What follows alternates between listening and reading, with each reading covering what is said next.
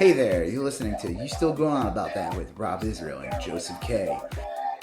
You can find us anywhere you could download podcasts. You could also find us on Instagram, Twitter, and Facebook at YSGOAT. Thanks for listening. I'm Rob Israel. I'm Joseph K. And you still going on about that? All right, Joseph. We're back. Yeah. We're back. But we're a little early too. A little early. We're recording on a Monday night instead of our normal Wednesday night. Yes. Because we will not be doing an episode next week. Right. And then after that, we should be back to normal Wednesdays. Unless something else comes up. Same bat time, same bat channel. Exactly. Yes. You're getting a little late and a little early. Yeah. Makes sense. Yeah. And this is, it's a good in between. Yep. Yeah. And we got a good mix of topics. I don't know if it's going to go normal length or a little under, because some of them are short, but there's some interesting stuff here. You saw the new Indiana Jones movie. I did. I have not seen it yet, but box office bomb, Indiana Jones. I don't know okay. And then I actually did catch the latest Secret Invasion, which I thought it was really good. Did you not see the new Jim Caviezel movie? Which did you not hear about that? No, what is that? The new right-wing movie that came out. It's like a QAnon film with the guy who played Jesus and the Mel Gibson. Yeah. I forgot what it's called, but it's like this. It like did really well, and supposedly is doing almost as well as Indiana Jones. Oh God. I don't know. We'll talk about that. Let me find it. But go ahead. List everything. Talk about Secret Invasion. Then you finally finished Ted Lasso. Which I had finished. I watched that kind of as it was going on. And then so that's kind of our pop culture stuff. And then we're going to talk about Florida. I recently got back from Florida. I was in Florida, and I was stunned with how unokay they are from the hurricane, which was almost a year ago. It was like 9 months ago. Talk about that. There's some weirdness on a flight out of Dallas with a passenger. That we'll talk briefly about that. Talk about Casey DeSantis, Mama Munster, who people have been saying looks a little like Eddie Munster, which I think there's something weird, something going on with the makeup. I don't know. Yeah, we'll talk about. Not much to say, but we'll talk about that. Then we talk a little bit about two kind of one serious thing is a awful thing going on in Nebraska. I guess they've prosecuted and secured convictions against a woman and her daughter. The mom abortion. The mom helped the daughter get an abortion. Back in 2022. More of these stories. Yeah. Yep. And then we're going to talk about kind of a funny one. The Michigan GOP they've been in disarray for a little while now. But there's a great story the other day where they got in a giant fist fight at their meeting. And the money quote was that some guy claimed that a GOP chairperson kicked him in the balls at the meeting. Nice. Which is funny. And then we're talking about kind of some good news stuff. The Wisconsin governor used his veto power creatively to secure funding for public schools for like the next 400 years. Wow. That's pretty awesome. And then we'll finish up by talking about Threads, which is the new nuclear war film from 1984. England? That one? The film that haunts my dreams to this day. Threads. No, actually, not Threads, the 1985 film about potential Holocaust. But instead, we're going to be talking about Threads, which is a social media platform from the friendly people that brought you Cambridge Analytica. I'm sure it's going to go quite well. I'm sure it won't backfire anyway. Fascism again for another. Right. I'm just actually, before we get into it, I'm curious. I haven't like gone in it too much. But I haven't seen it like go all shut up like Twitter is. Yeah, I wonder. See, I wonder if there's like There's I wonder. stricter guidelines.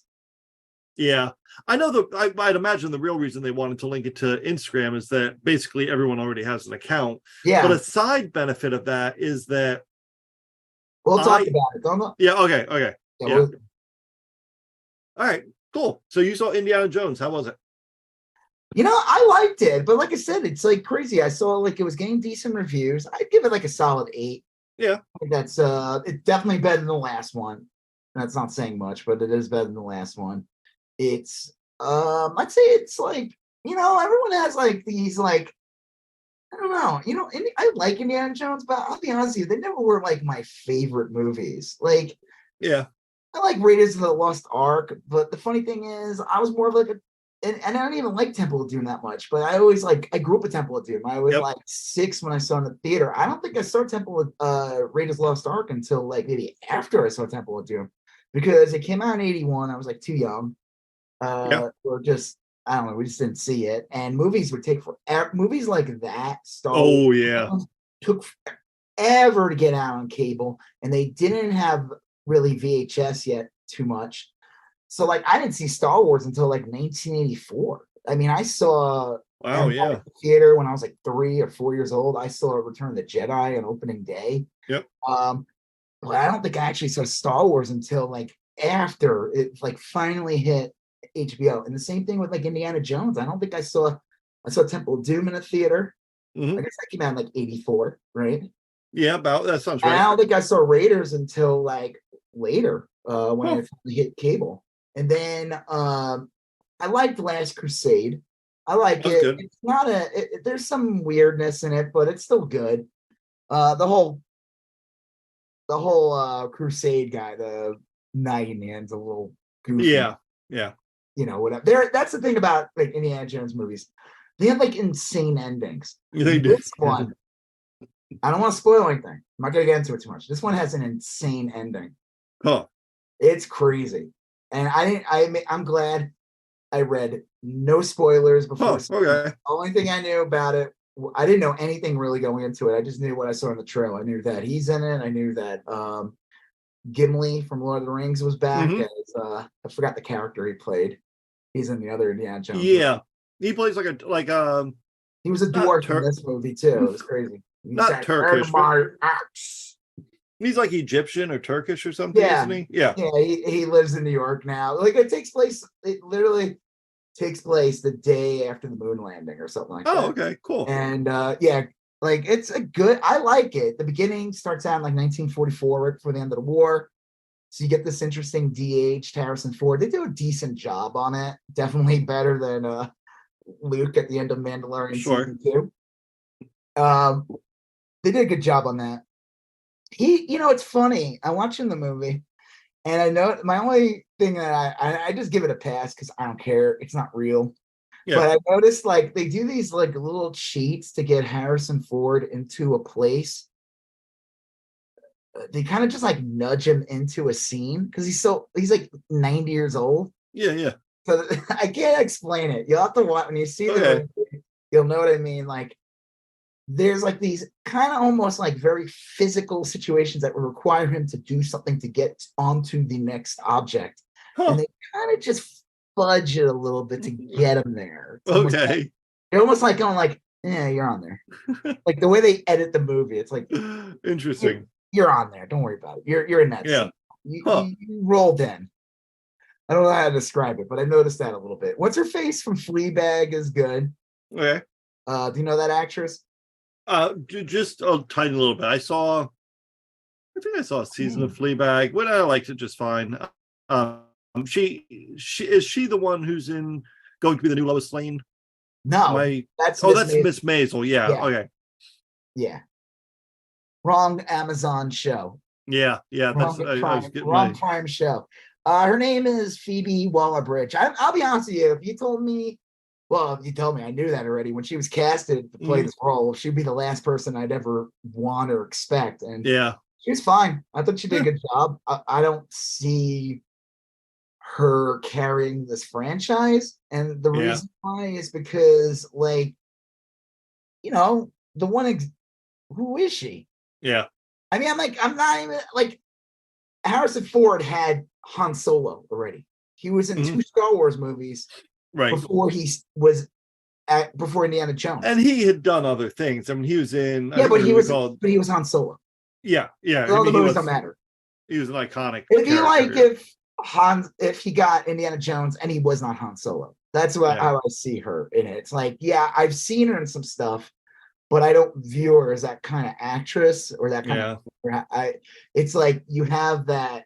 I don't know. Indiana Jones is like this pulpy thing. If they made another movie, which I think is very doubtful, with her as the lead, I'd be fine with it. I think it would still be entertaining. She was very good in it. I thought she's kind of funny. She's kind of like man hunger in it. It's pretty funny. Again, not spoiling anything, but Mad Michelson, is that his name? How do you say it? Oh yeah, I know who you're talking about.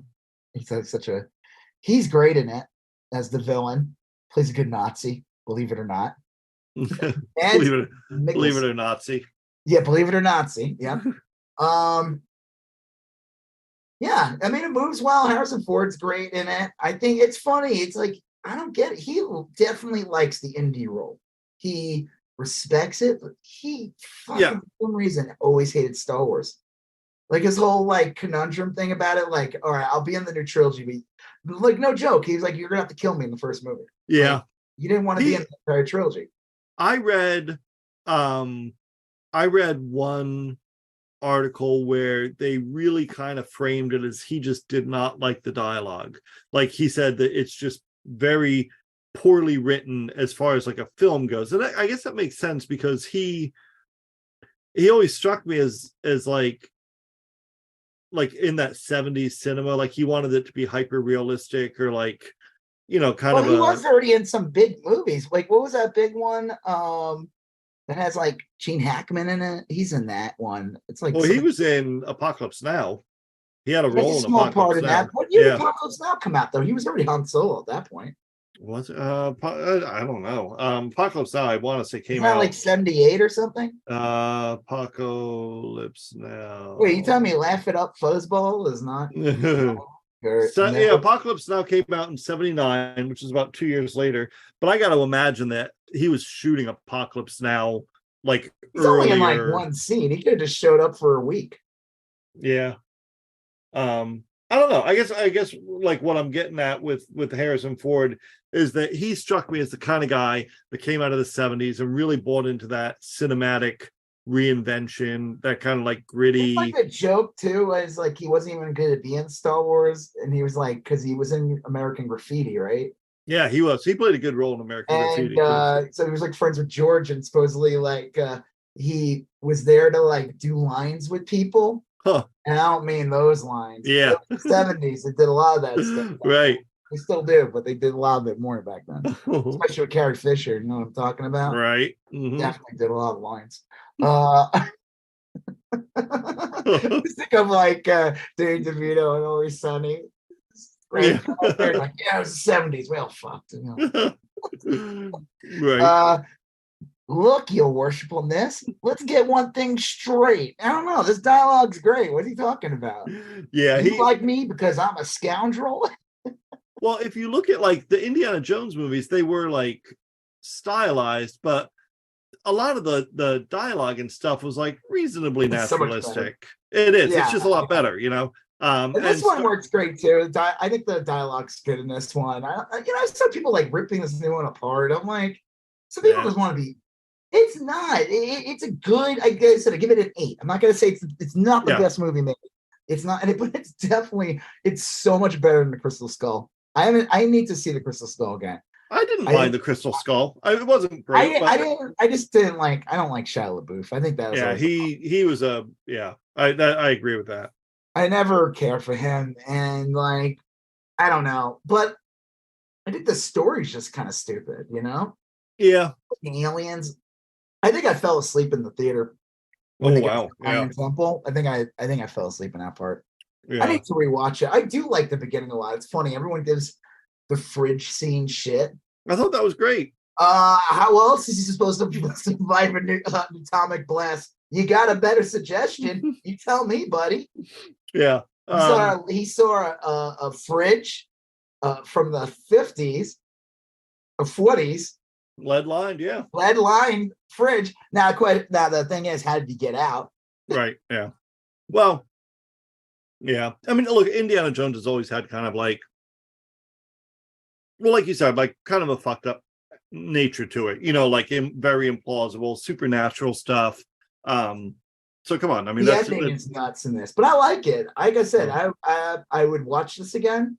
Like I said, I haven't seen Crystal Skull since it came out in 2008. I forget. Yeah. Like, holy shit, that's 15 years ago. You know what I mean? Wow. I mean, it was a long time ago that movie came out, and it's crazy because it's like Harrison Ford was old in that movie already. Yeah. He's like in his 60s, I think, at this point, early 60s, and now he's like, now he's like 80. The thing is, they've been making this movie for years. This movie, I feel like they've been talking about this movie for like 5 years now. But again, the thing that, I'm not even going to talk about the movie because I recommend it. If you like Indiana Jones, you'll like this movie. If you don't want to see Indiana Jones as an old man, don't watch the movie because he's old. Yeah. He's so old that they show him get up and he pees his pants a little bit. He's like, all right, I'm a little old guy. There's a scene when he goes to the bathroom. He's in there for an hour. And I was like, why is this in the movie? He's got to go on Calico. You don't have to, Phoebe Waller-Bridges kind of just like looking at the camera, like tapping her feet, like, come on. And they could have edited it and just said like on the bottom an hour later. But I had to wait. So the movie could have been an hour and a half instead of 2.5 hours long. Well, yeah. No, there's this scene where he gets up, he's just in boxer shorts, no joke. It's kind of funny. And he's like, I mean, I hope to look that good at 82. Yeah, right. Yeah. Harrison Ford's good.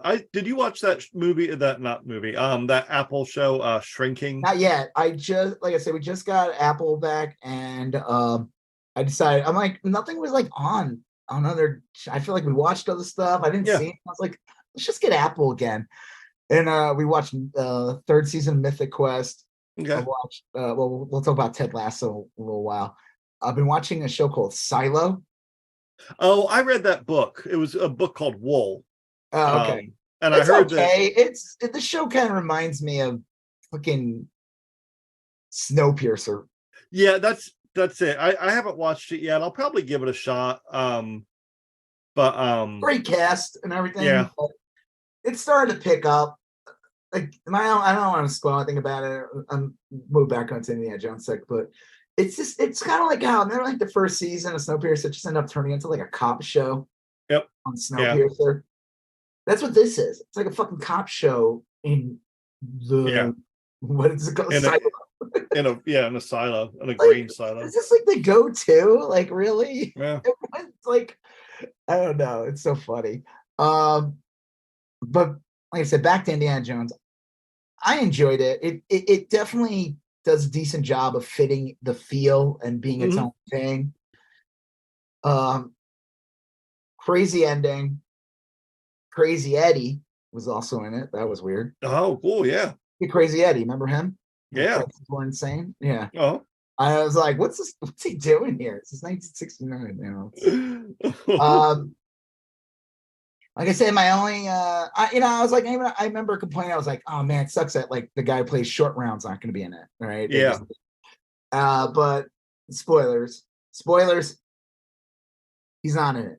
Right. Yeah. But it's okay because if they tried doing anything to put him in it last minute, it just would have felt forced. Yeah, contrived. Yeah. There's like a scene in the end that he could have showed up or something, just to have like a little scene, but I feel like it would have been weird and kind of take you out of the movie a bit. Mm-hmm. Just be like, you're just like, oh, okay. Yeah. Now the big thing is it didn't do well. Yeah, I have heard that. It sucks. Like the Flash didn't do well. Like nothing's really doing well. Like, except for Jim Caviezel's Sound of Freedom. That's the movie I was talking about. Lord. So there's like some new right-wing grift movie called like Sound of Freedom, and it's basically like a QAnon movie. It's all like this bullshit about a guy who saves kids. Yeah. You know what? If the QAnon wanted to save kids, they would look inside and vaccinate them. no, well that's one thing. Yeah, vaccinate them. But the other thing is probably look into their group and realize that like half of them are actually pedophiles. Yeah, that's 100% the case. Do some self policing first before you want to. Yes, mostly that movie did well, but someone even pointed out and said that it's basically considered like a faith-based movie, and any of these faith-based movies always have like they buy up like a ton of tickets. Yeah, and a church will go. Yeah, what? A church will buy like 400 tickets and show it in their church. It's like when like Ann Coulter, one of these right-wing grifters, puts out a book, and it's like it's in the top 5 of New York Times. Yeah, because they buy up like 30,000 copies. Yeah. Scientology does that too, to keep Dianetics in the top charts. You know, they'll just print and purchase copies, and they'll just donate them. They'll donate them to schools or libraries or whatever. So, oh well. But again, I think it's a shame. I don't know. Again, is it like, do people not know who Indiana Jones is or something? Is that why no one cares? No one's seeing it? I don't know. I mean, it stinks. I think like the fact that all these movies didn't do well, I mean, that's a bad trend. I mean, studios will take less risks. They'll want to make cheaper movies. They'll want, this is the kind of shit that hurts with the writer strike and the actor strike. But like, same time, it's like, we talked about this, go to the movies and you spend like, I mean, me and my son saw, I guess it was considered a matinee show, even though it was like a little later in the day. And when like Skittles still came out to like 40 something bucks. Yeah, see, that's Indiana crazy. Jones. It's like, it's gotta be something I really want to see. Like my son's like, oh, let's see this. I'm like, no, I'm not paying for this. Yeah, right. Yeah, I watch that when it hits streaming. Yeah, that's a problem. That's a problem. Movies are like, I mean, the joke is we're talking about how movies were expensive like 15 years ago, but now they're crazy. I can't even imagine how much they cost in the city. Like I remember in a city like New York would be considered higher priced, but like, I can't even imagine how it would be there. Yeah. I don't know. I do know that I like going to the movies. I like seeing things in the theater. I also don't want to drop, like you said, $100 when taking my family out. And I mean, I don't want to go to the movie with my kid and then tell her, no, you can't have that. No, you can't have that. No, that's awful, Oh, I get great joy at disappointing my child. Well, I mean, you want to go there and you want like, yeah, of course you can have this and that. And otherwise it's like, wife's like, I need a stiff drink. Yeah. Like, yeah. Give me a Shia LaBeouf. Balance. But so I don't know. It's more headache than it's worth these days, which is depressing. But. Well, the theater I saw it in was really nice, and it was in like a special theater in there. It was like Dolby Cinema. The seats were like amazing. Yeah. One of the biggest screens in this theater, like really nice. I was like, "Ooh, wow, this was definitely worth it." Because I've been to like theaters where I'm like, I go in there and I'm like, there was like one movie we saw when we saw like Wakanda Forever. Mm-hmm. It's like it was a theater near us, and they have so many theaters, and one of them was like, I go in there, I'm like, are you fucking kidding me? It was like the smallest fucking screen. I was like, I'll just watch this at home. It was such a tiny ass theater. I'm like this is so stupid. But that theater was Indiana Jones is definitely a movie. If you were interested in seeing it, I'd say go see it in the theater. Yeah, I might. A good theater going experience movie. I know that with Wakanda Forever, I probably should have seen it in a theater because I think like by law they're mandated to give 2 15-minute breaks and a half-hour lunch for films of that length. It's funny, back in the day, they would actually, if a movie was like 3 hours, they'd actually have an intermission. I remember when I was a kid watching like Gandhi on HBO, and it would say intermission. Because it was a 3-hour movie. Yeah, I remember. Now they're like, fuck you, you're not getting a break.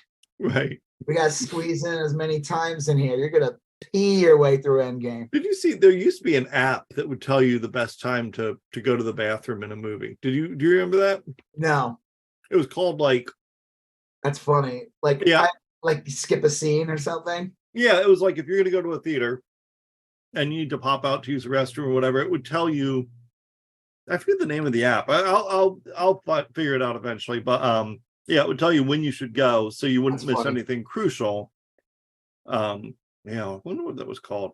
Anyway, so final verdict is that you would see this movie in the theater. Well, I did. Yeah. Well, yeah, and you're recommending though that you would. I'd say if you like Indiana Jones, I think it'd be then, and you like going to the movies. Yeah. And I would say, yeah, check it out.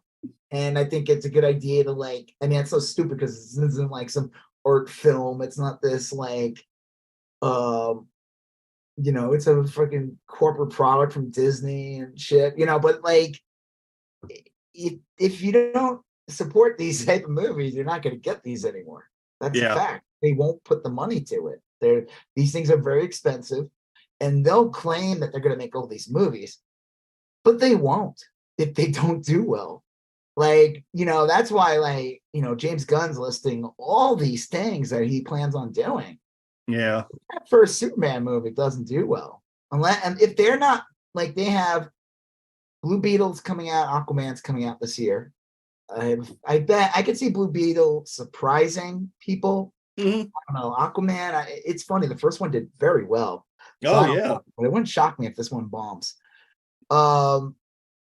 But his movie, he's doing Superman, and if that movie doesn't do well, you ain't getting Spectre. You're not getting a Swamp Thing movie. You're not getting, like, you know, there's a reason why Warner Brothers is like, yeah, we'll just make Batman movies all the time. Because they don't know that. Well, the problem is I'll give this the one thing that Disney and Marvel is they took real risks with Iron Man, Captain America, Thor, and Avengers, and those movies all did well, and they were able to build a universe off it. But I think the difference was, even though there were superhero movies for years, I mean, we had Spider-Man movies and all that.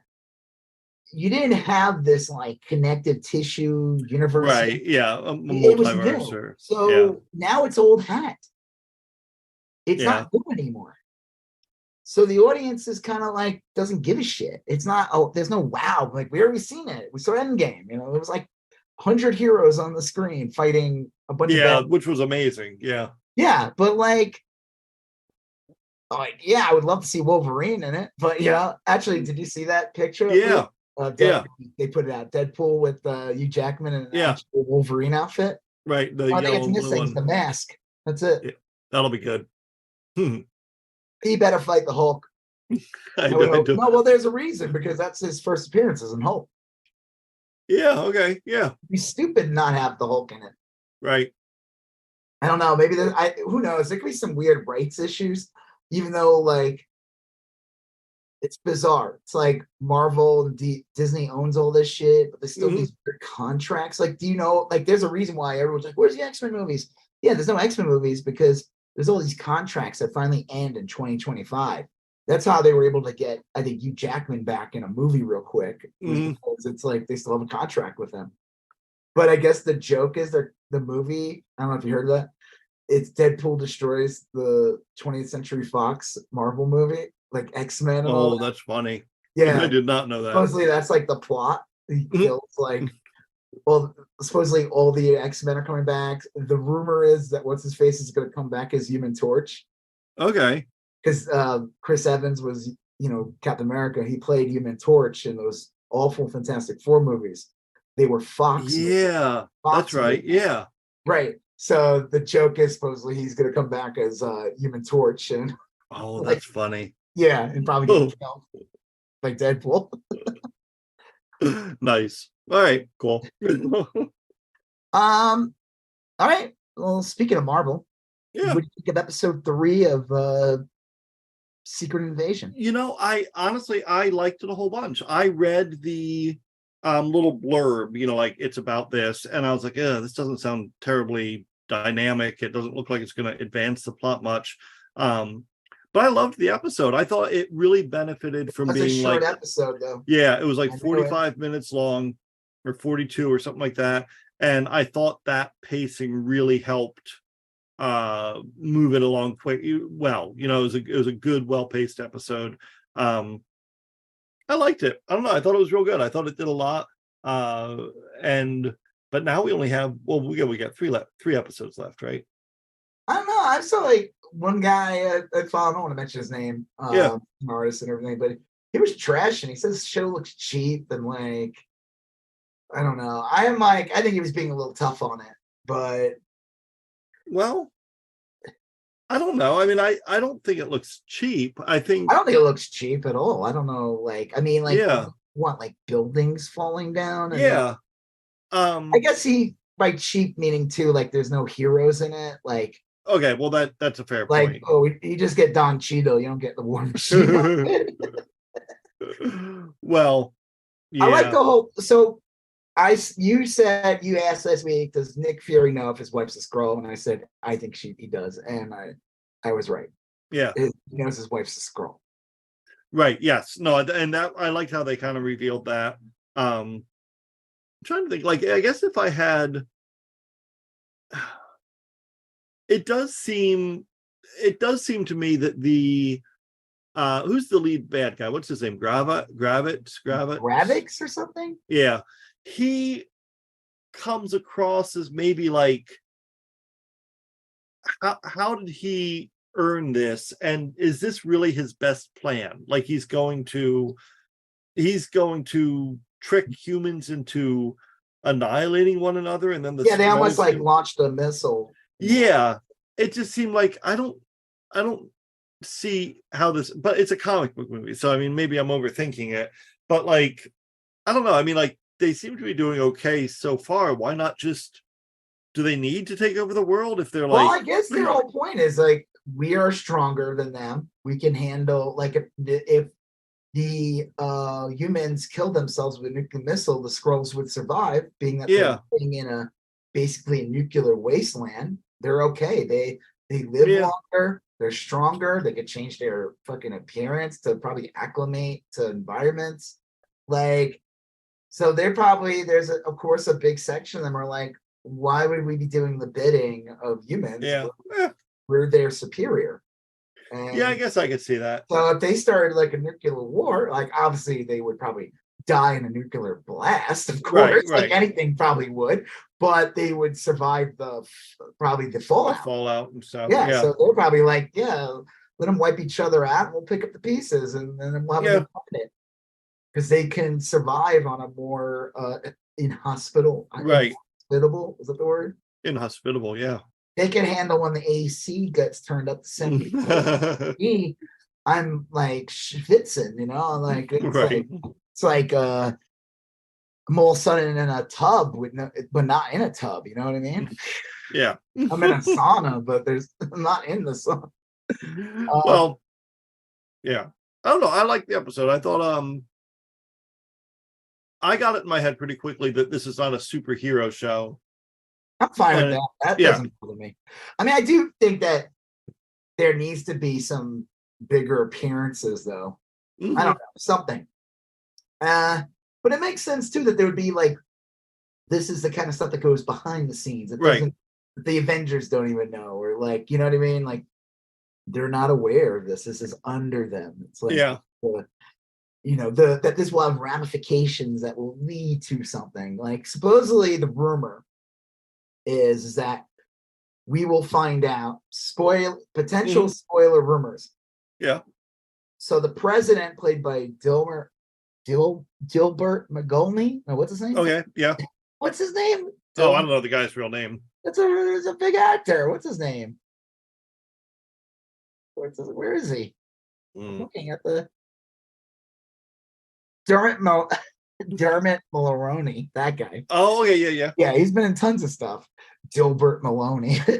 Dilbert Maloney plays the president. Supposedly he's going to get like killed or something. Something's going to happen, or it's going to be revealed he's a Skrull or whatever. Okay. His we're going to be revealed his vice president is Thunderbolt Ross. And Thunderbolt is now being played by Harrison Ford. Yeah, that'd be good. And this is going to lead into the Captain America movie, where Harrison Ford has already been casted in that, and the Thunderbolts movie, where Harrison Ford's casted as Thunderbolt Ross. Rumor is he's going to turn into the Red Hulk. Okay, yeah.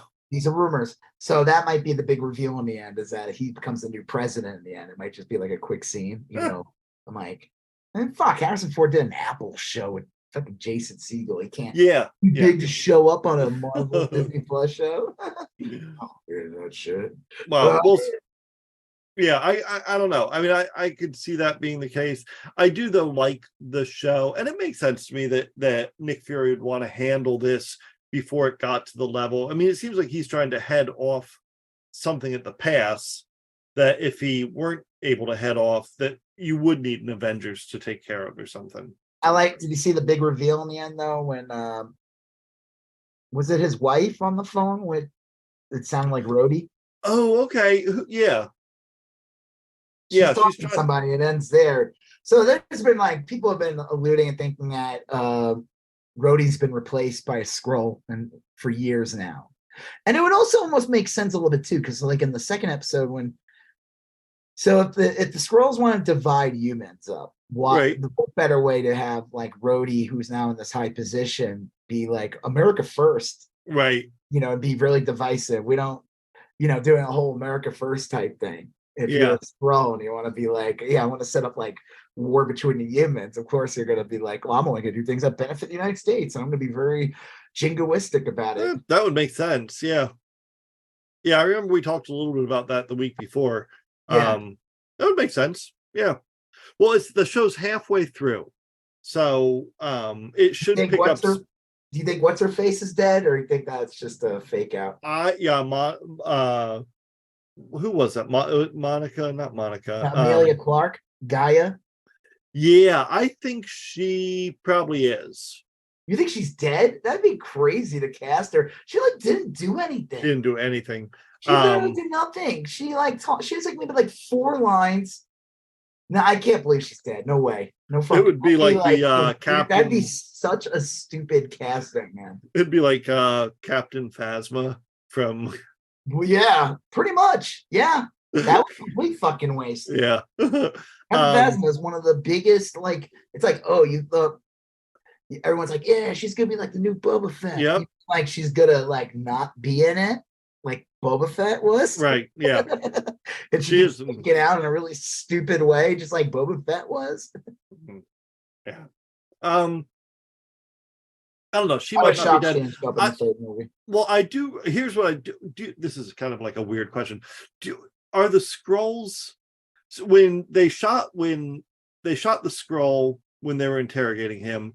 It looked like they shot him on the wrong side of the chest to like kill his heart. So I'm imagining that the Skrull's hearts are in a different place, right? Probably.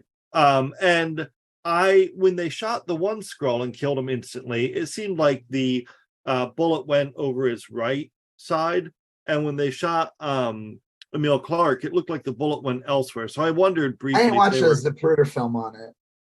I wondered briefly. I just noticed. I noticed when they shot the first guy, I was like, well, that shouldn't kill him. That should just hurt him really bad, unless they have like a different physiology. Which they. I'd imagine they do. Most likely do. Yeah. Yeah. So anyway, I wondered if that was kind of like a little hint that maybe. Well, the thing is that we're basically get the illusion that when the Skrull gets killed, they revert back to the original form. And we never saw that with her. Oh yeah, we did see that. With her. She turns back to the original form. That's why it's like, oh, she might be dead. But I doubt she's dead. I have a feeling that would be. Yeah. There's no way. That's stupid. That would be like so dumb if she was killed off. It'd be like. It makes no sense. Like, why would I feel like you get this character, a person like her, in this role? You probably have plans to do something with her outside. Yeah, exactly. Even in another, property. Yeah, like she's gonna show up in like the Marvels or something, right? Like some other, who knows, some other project. I don't know. Like I said, it wasn't like a ton of stuff that happened. We learned more about Gravik, and we learned about like. I guess was there more of him with Talos with Fury talking in this one? I would say so. I thought those interactions were really interesting. I like the thing with the wife talking to him. Like, I guess that was like the first time he saw her in years, right? When he. Oh, probably, yeah. Because he got dusted, so he was gone for 5 years. I guess she didn't get dusted, right? And on top of it, he like just went to space after, like, right. I hope they do like a flashback to that. Like, why did he go to space and stay there? You know what I mean? Like, Yeah. it's gotta be like a solid reason. Maybe he was just fucked up, you know. It's like, yeah, busted, you know. And he's like, holy shit, you know. that would do it. There might not be more to it than that, you know. Well, it's like a mental health thing, you know. It's just probably Yeah. Ted Lasso with his thumbs, you know. And he has like a funny line too. Yeah. My mom always says whatever wacky lines he has. Yeah. Like I said, it's a good transition. You finished Ted Lasso, right? Season 4? 3. They only did 3. Yeah. Okay.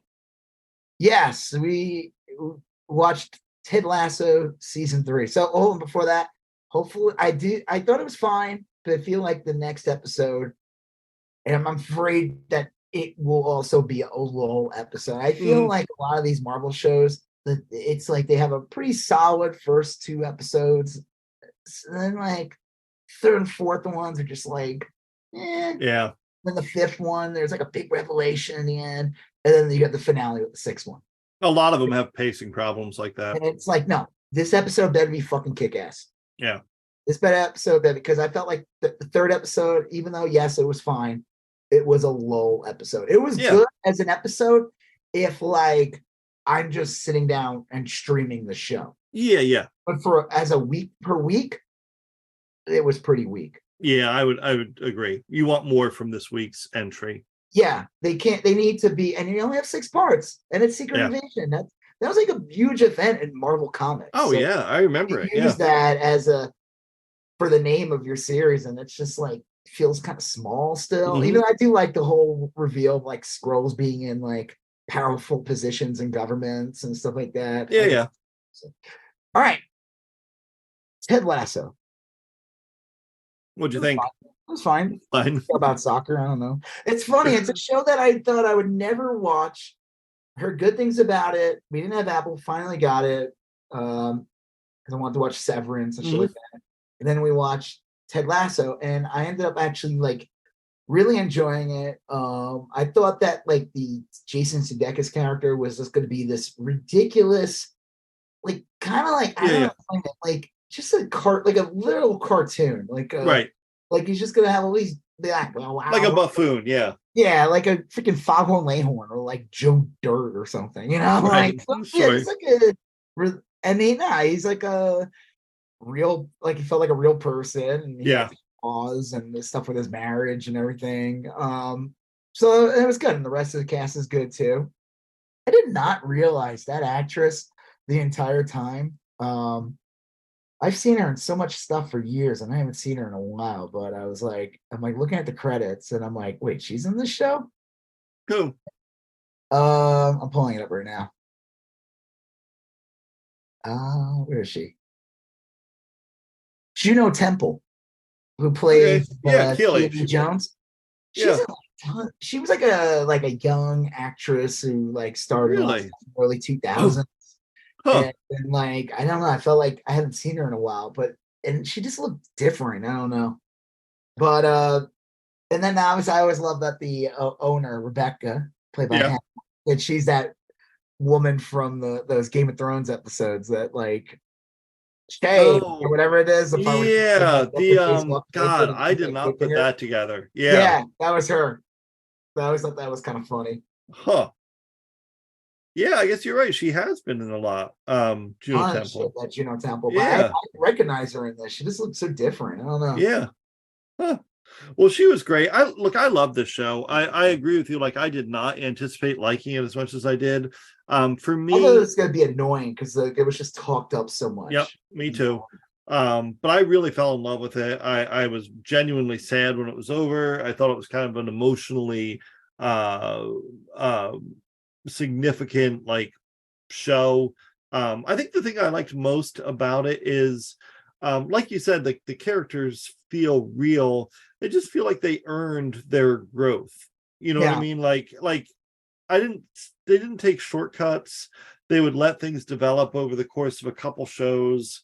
I felt like what's his face was going to be like a dick, but he ended up kind of just his old self, Nathan. Yep. Yeah. The one who left for the other team, and he ended up just like being that, the whole thing with the girl. that woman's funny. The one he's like, Oh yeah. one works in a restaurant when she says she's going to Poland and she's like, oh, we could use your help spinning us to put up a light bulb or something. Yeah.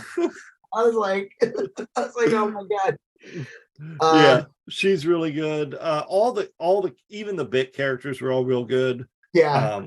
The Go ahead, what? Oh, the locations, the filming locations were great. It felt like a real lived-in city, like I mean, I know it is, but the evil football. he was I like great. in the last episode they made him look really evil, like Yeah.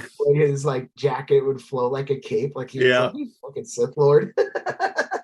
And then he like punches or knocks down the coach. Yeah. The coach, and his balls fall out. Yeah, that was in the first episode, the very first episode. That was the coach that Rebecca fired. Oh, that's who that was. Yeah. Okay. He was in the whole series. He was the coach Rebecca fired. And that happened in the very first scene. In the first episode, he comes in, sits down, and his balls pop out. Oh, that's funny. So this guy just seems to have an issue. Yeah. Wearing clothes that keeps his balls in check. Rebecca called them Liam and Noel after the two members of Oasis. Oh, that's funny. And then he was one of the announcers. He was one of the announcers for a long time. So he was great. Anyway, it was such a good show. I mean, all like the characters the story. were great. What's his face tells? Because you're like Coach Beardo. Yeah. He's such like a strange character. Yeah. That's the whole point. Yeah. He's supposed to be a weirdo and just does like odd things, and they're all of it's like off screen. Like full of, like when they go to Amsterdam and he's Piggy Stardust, and then he comes back and all of a sudden he's Piggy Stardust. Yeah. Like, what the fuck did you do? And I like how the whole team. I knew that the whole team was just going to be stuck in that room arguing where to go. And yeah. Where the studio is like, yeah, we can't afford to have the entire cast go night of town in Amsterdam. It's going to be logistically tough to film. So you guys stay in the hotel. Sorry. No, but I like when he tells Nate because Oh yeah. Well, what's his face talks about forgiveness, giving people a second chance and everything like that. And then you learn. It's funny though, like Nate's second chance versus Coach Beard's second chance. Yeah. Way different because that guy, he was a meth head. Yeah. Car. Like, I thought that was like a great story. It was. And there was like some other stuff that felt like went nowhere. Like the story. So like there's the other Sam who has the restaurant, and then it gets like he puts out a tweet to this racist piece of shit, like basically like a Lauren Boebert in England or whatever. Yeah. And then his restaurant gets like attacked. Yeah, I thought that was, and I loved Sam, the actor who played Sam and the character, and it was a really great character, but I don't think they ever really knew what to do with him. Like his romance with Rebecca just seemed like they kind of like they recognize it this season, but it's always just like nuance. Like if you didn't remember second season, you're like, I don't know why it never really went anywhere. And then that whole, even though it was funny, that billionaire that wanted Sam to play for the Nigerian national team or the Pan-African team or whatever, it just seemed like it's silly. That took me out of the show a little bit. It's funny. Yes, me too. Yeah. The guy from who he's been in a ton of stuff, but he shows up a lot in Tim Robinson, like the Detroiters, and I Think You Should Leave. He's in a bunch of those. And that guy's in a ton of things. Like he's in a show called The After Party, which is also on Apple. That's coming back. He's good. Those scenes were good, but not for this show. They just goofy. Like it's like. Yeah, that's why I said it's almost like he's like what I thought Ted Lasso was going to be like. Yeah. Just like, but then just cartoonish, over the top character. And Ted Lasso wasn't, but this guy, his scenes were just like a little too ridiculous. I was always, whenever he came on, part of me liked it because I was like, oh, I want a Sam scene. He's a good character on the show.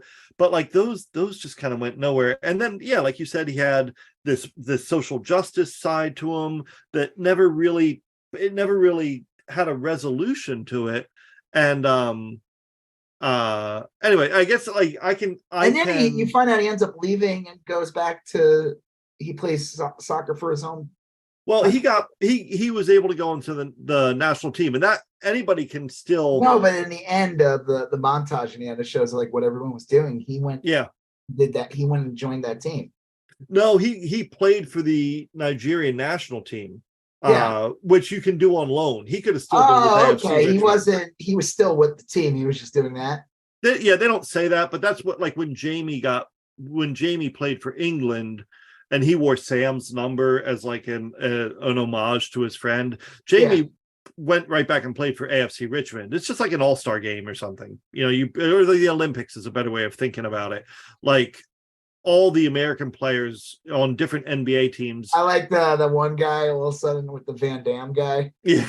All of a sudden he's like so like he's like you're my enemy and he breaks his nose. Yeah. He's like, hey buddy. And it's like so on off. It's like so stupid. He was a goofy character, but it was still funny. What do you think of Jack, the woman from For All Mankind? That was another. I was shocked that she played a lesbian. Yeah, right on this. What a stretch. If you watch For All Mankind, she's the lesbian president. Yeah. The lesbian. I didn't like that simply because for a bunch of reasons. One, it seemed to go nowhere. And two, it didn't contribute to Keely's growth. In fact, it just sort of like stunted her character for a little bit. And three, like it didn't seem earned. That's something that didn't seem earned to me because all we've seen of Keely is that she liked guys and she liked Jamie and she liked they never alluded to anything that she was like bi or anything. Not that look, if they did, they did. And I'm not saying that's I don't care about that. That didn't bother me at all. I just think it just didn't. It felt like a filler plot line. Yeah. I mean, I'm not like it doesn't matter to me. It just seemed almost stunty, Well, she just the joke too is I guess that she was also a billionaire asshole, just like Rupert. Yeah. Because she didn't she pull funding or the company pulled funding for her? She tried to play it off like it wasn't her decision, but you got the distinct impression that it was. I don't know. The storyline didn't bother me, and I did like to see. I guess I don't know. I mean, Keely's a side product of that was Keely's relationship with Barbara. Is that the HR woman or the her CFO? Yeah. That was weird. Yeah, that was kind of like a fun little plot. And you got to see how Keely got to be like the Rebecca to someone else's. Right. I mean, that was cool, I guess. But I like the guy, Jamie Tart. Is that his name? Oh, he was my favorite. He was the best. He was great this season. He definitely a lot of character growth. He was the in my estimation, it was his growth that really drove the show. Because he was just such a prick in the first season, and then the second one he gets kind of humble, and this one he's and then I like the whole thing with when they go to the house and his relationship with his mom. Yeah, it's funny. It was funny when he goes in and he sees it puts things in perspective. They open the door to his old room and he's got a picture of Roy when Roy was 30 years younger. And Keely. It was like 15, 20 years ago. Yeah. But he grew up idolizing those two. He idolized one and the other one he did something else. Keely was the other one. Well, anyway, I thought Jamie Tart was the emotional or the narrative backbone of the show. He even had more of a character arc than Ted Lasso. Ted Lasso, I don't know, I thought that was so strange, at the end where Ted's back and maybe he's gonna be, you get the idea that maybe he and his wife are gonna reconcile, but he's still that guy was gone. That was the thing. It was I knew it too, because when they're watching the game, right, sitting there and give 2 shits about it, and really into it. That's all right. This is your way of saying, this guy's done. but Ted didn't look at ease. Like when he's coaching his kid's team and telling his kid to be like a goldfish, he still looked troubled, to me. Well, I mean, like, I think it's like, not everything's all wrapped up Yeah. in a rope, and it like I think we talked about this too, like before, like if they open the door, if they ever want to do like another season down the road or like a special or movie or whatever, that it's there, like Yeah. I like the whole thing too when the Beardo is like on the plane because he feels so indebted. Yeah. Coach is like, go, like, no. Yeah. I think this show, probably more than any other show, would really, really work well with a Christmas special, like the British tradition of a 2-hour Christmas special or something like that. Yeah. I think, I would definitely watch a season 4. I'd watch a spinoff. I'd be up for almost anything with this show because I like it so much. But a Christmas special with all the cast members would be real good. I like that in the end when they won the game, and Ted Lasso did the dance that he did in the What's Up With That skits. Yeah. I thought that was great. Perfect. Yeah, awesome. I was like, you remember that? What's up with that? Yeah. Ooh, what's up? He was great. He would just be dancing in the background the whole time. And they never, and then what was it? Bill Hader would play, I forgot the musician that he'd play, and he was on all the time and he never gets a word in. And who was that? Ken Thompson would be like, oh man, I'm so sorry. Next time. It was like, I totally forgot the music. Wait, who did Bill Hader play? Okay. I'm gonna have to look this up now. That was What's Up With That was great. Who did Bill Hader play? Looking it up. Yeah.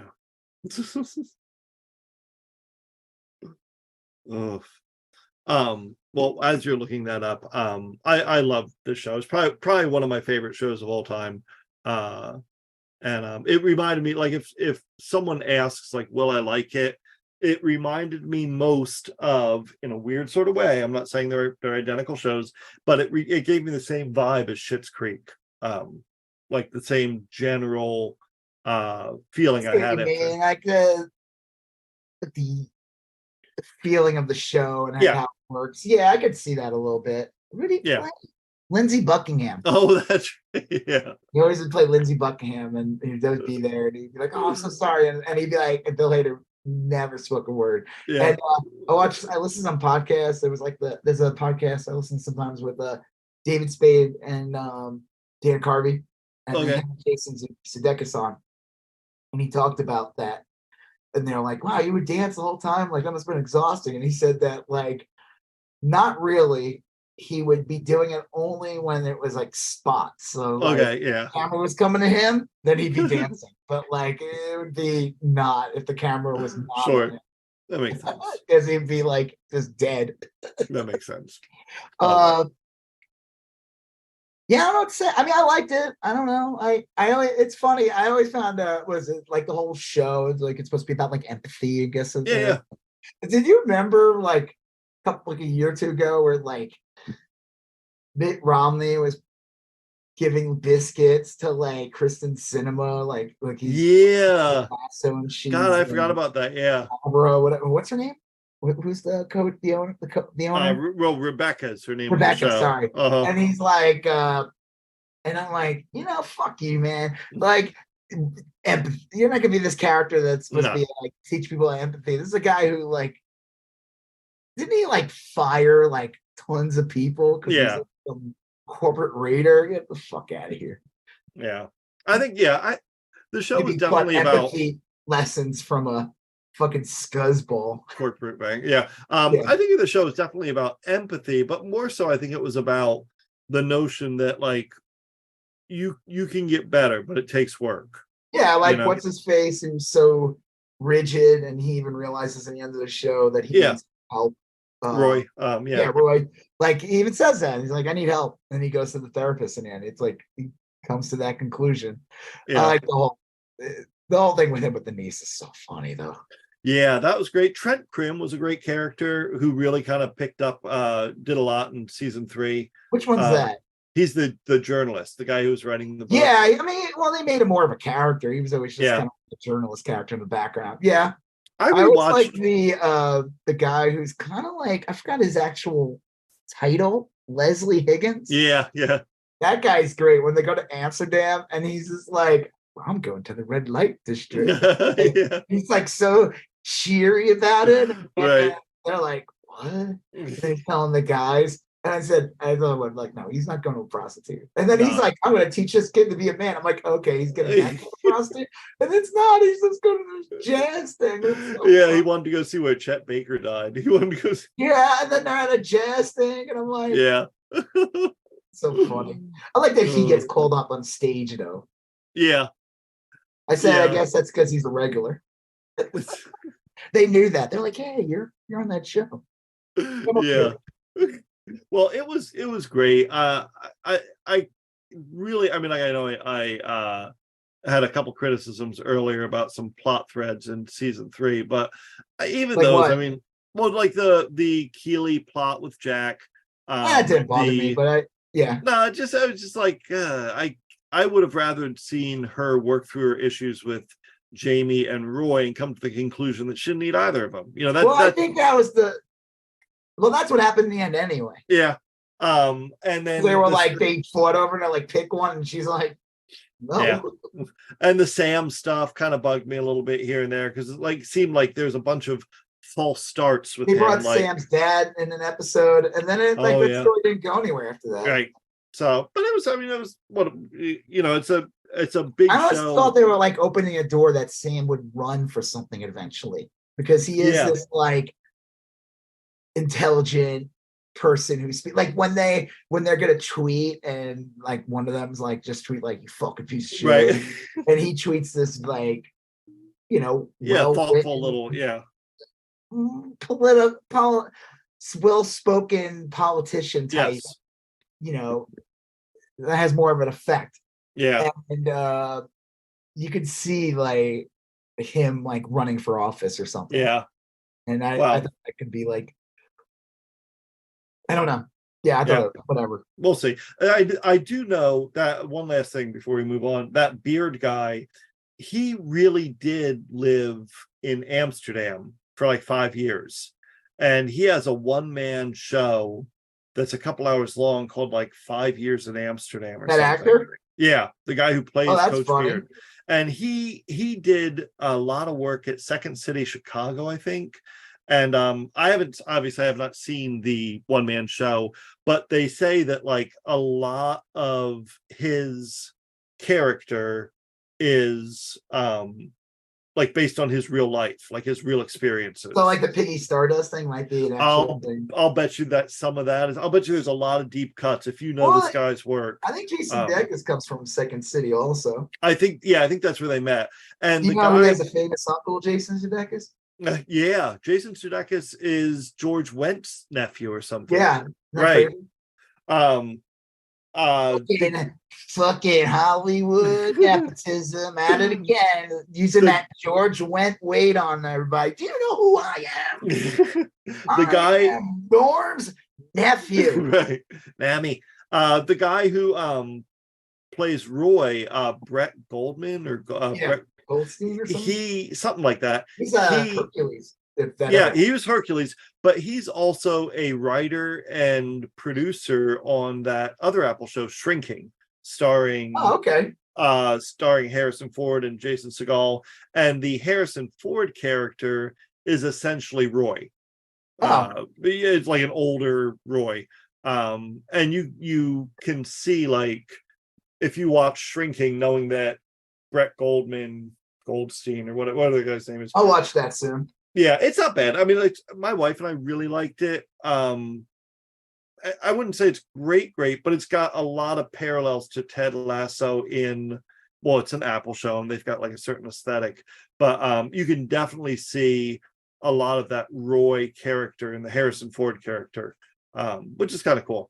So, it's funny. Like I said, we're talking about Ted Lasso. I got Apple because, well, one, I wasn't going to get Apple again until like For All Mankind came back, or really season 2. Severance. But then I was in the delusion that we would get a second season this year. who knows when we'll Yeah. have a Severance season 2. Supposedly there's like a bunch of behind the scenes problems in the Yep. writing, and then now there's this writer's strike. There might be a SAG actor strike too. Yeah. And also, do you know anything about For All Mankind? If there's a season 4 in the works? I think they shot it and wrapped on it, and now they're doing post-production, which Oh, really? I'm almost Okay, positive. good. Almost positive they've completed That filming. last season, man, it was nuts with the bombing and everything. Yep. Yeah, that was great. I think I'm pretty sure they stopped filming in January or February, but I'd imagine they have to do a lot of post-production work. Oh yeah, of course. Yeah, so probably won't be out till, it might not be out till next year. It may be, I'm hoping like fall, but season 2 of Invasion comes on in a week or two, and I really liked season 1. I didn't see Invasion. I don't even know what that is. It's like War of the Worlds, basically. Okay. I like I said, I've been watching Silo, which is like it's okay. Imagine War of the Worlds, but slower and more artsy. Oh, cool. That's what I want. Yeah. A lot of people had some real valid criticisms. It did not move quickly. There's a lot of that's the funny thing. We're going back to Secret Invasion. That's like the criticisms and the Invasion is that they feel like it's slow. Well, this one, it's a fucking alien invasion, right? I mean, it has to move quickly, but this one doesn't. And anyway, it's worth it. I mean, like you should know pretty quickly if it's up your alley or not. The first episode's not amazing, but it's a good indicator of like the type of show you're about to get into. And there are a few like really, really epic episodes of it. I feel like if aliens came here, they really ever came here, race or whatever species or whatever that's powerful enough and scientifically to travel whatever parts of break holes in the space-time continuum or whatever, that they would just come here, we wouldn't know they were here, and then one day we would just be like what the fuck's going on, and we'd be dehydrated, and they would suck all our water out of our body, out of the entire ecosystem, dry us out completely, and we're like a sponge that hasn't had water hit it yet. I think honestly, like it would either be they would swing by and it'd be like, oh, weird, like look at these humans, and then they'd be on their way and we'd be left wondering what happened, or it would be just complete annihilation like almost immediately, I think it would be. Did you ever see that movie? It was like a famous 70s movie, Stalker. No. There's a couple movies like that, like Annihilation was kind of like this. A lot of them came from a short story, like an old Russian short story called Roadside Picnic. And the idea is that like aliens swing by, like drop in, grab some things, then leave. And then we never see them again, but they leave some weird shit behind that starts fucking with everything, like, and it's just like random nonsense that they leave behind, but it like wrecks our physics. And like if we left like a tree frog on someone's planet. Exactly. Yeah. Right. You get sentenced to a booting. It'd be kind of like that. Like they leave behind a device that, like, I don't know, alters the chemical makeup of shit. And but it would be like an oopsie on their part, like they didn't. Yeah, like they wouldn't even think about it. Like it wouldn't. What did you do? Also, Zoglock. Yeah, like it wouldn't have been intentional or. Amanda Fountain Balls is going to be angry. So anyway, they'll have like a weird British accent, of course. Yeah. Yep. Well, anyway, okay, so this is a good transition because I was also recently in a place that was a disaster. I went to Florida. All my family's in Florida still, and so I went to Florida. I mean, you went there a year ago, right? Yeah, I go there. Since I've moved out to Texas, I go back at least once a year. Go back for a week in the summer. I'm real close with my dad and my brothers, and I talk to them on the phone all the time. But I like to see them, and my kid likes going to Florida. So anyway, normally what we do, where I live in Florida, was on the southwest coast in a town called Fort Myers, which is like a medium-sized town. It's right on the Gulf of Mexico, halfway between Sarasota and Naples. So so it's biggish town. And there were two/3 huge tourist beaches there. Fort Myers Beach, which is kind of a rowdy party type of beach with it was always packed. People, spring breakers go. The MTV had spring break there once. Yeah. It was a big party town. And then there's Sanibel Captiva, which is technically an island that you go to on a bridge. And it's like super luxurious, very expensive, immaculately preserved. They generally don't allow chains on there, like chain restaurants or chain, everything's kind of local. And right. Anyway, so we usually go there. My kid likes the party beach more. But I want to show the nice beach. Anyway, so Hurricane Ian hit there 9 months ago. And we go to Fort Myers Beach first. And it's stunning. This is 9 months down the road. And Meatball Ron's been marching around the country telling everyone how he fixed Florida like overnight. Yeah, like Florida's amazing. There are, I'd say, 70% of the buildings are gone, but like a bunch of them are still there just in pieces with like, you can see through them. There's like, it's stunning. And then there's like empty, 5-6 story condos, empty, no power, boarded up with like, do not trespass signs everywhere. Half the traffic lights still don't work. It's remarkable. This place used to be just this vibrant, packed, even in the summer, and the summer's not season, and it's devastated. It's wrecked. Then we went out to Sanibel. It's even worse. There's like very few places in business, a lot of buildings gone, a lot of vegetation gone. They're still rebuilding that bridge. He goes around and says he had the bridge built in like a day or two. They're still building it. They're rebuilding the islands on which this bridge sits, Right. And I can't believe that no one, that some reporter hasn't gone down there with a camera and said, Meatball Ron. He's been given like such a free pass with the media. It's unbelievable. It's crazy. I mean, this is like, I'm trying to think of a comparable city in Texas or whatever. It's certainly not like Dallas or Houston, but it's no small potatoes. I mean, it's like a big city. So he's this fucking guy, like all he's done for the past years is run this whole like insane, like I'm going to attack trans kids and sports. I'm going to attack women too. Yeah. Claim I'm for women when it comes to sports, but I'm going to attack women's basic rights. I'm going to go against CRT. I'm going to like fuck with the schools. Yeah. And he does that, and then that hurricane hits, and you could and you see it too. We all saw it, but he still gets fucking elected. He still gets elected governor again. Yeah.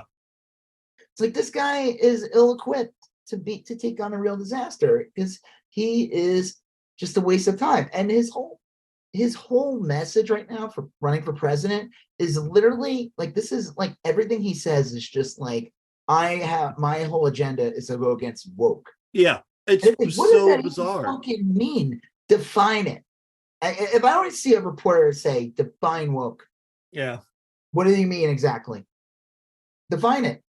Well, even some Republicans are saying that. Like I'm not saying Trump. Well, I know I saw Trump say like make fun of it, but yeah. Well, I mean, I think a lot of Republicans, like if Trump says it, that gives other Republicans cover to say it, because it is a stupid thing to it say. sounds I mean, like, dumb. Yeah. Like, what do you mean, dude? Yeah. What does woke mean?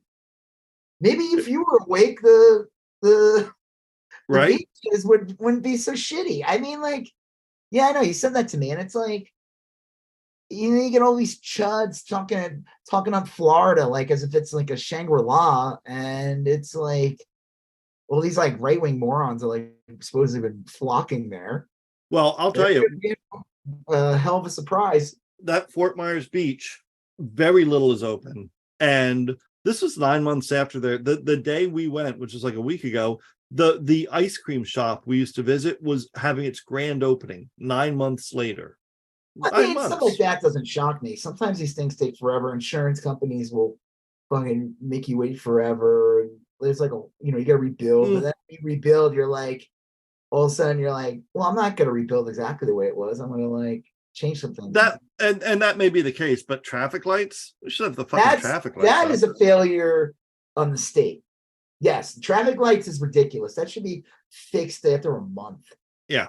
That should be easy peasy. Like that, like restaurants, anything like that, any type of retail. I get it. Sometimes, you gotta like start from scratch. You gotta like, sometimes you have to hire new people because other people left. Yeah. Well, a lot of people involved, left. but like basic functions like a traffic light should be up and running within weeks. Yeah.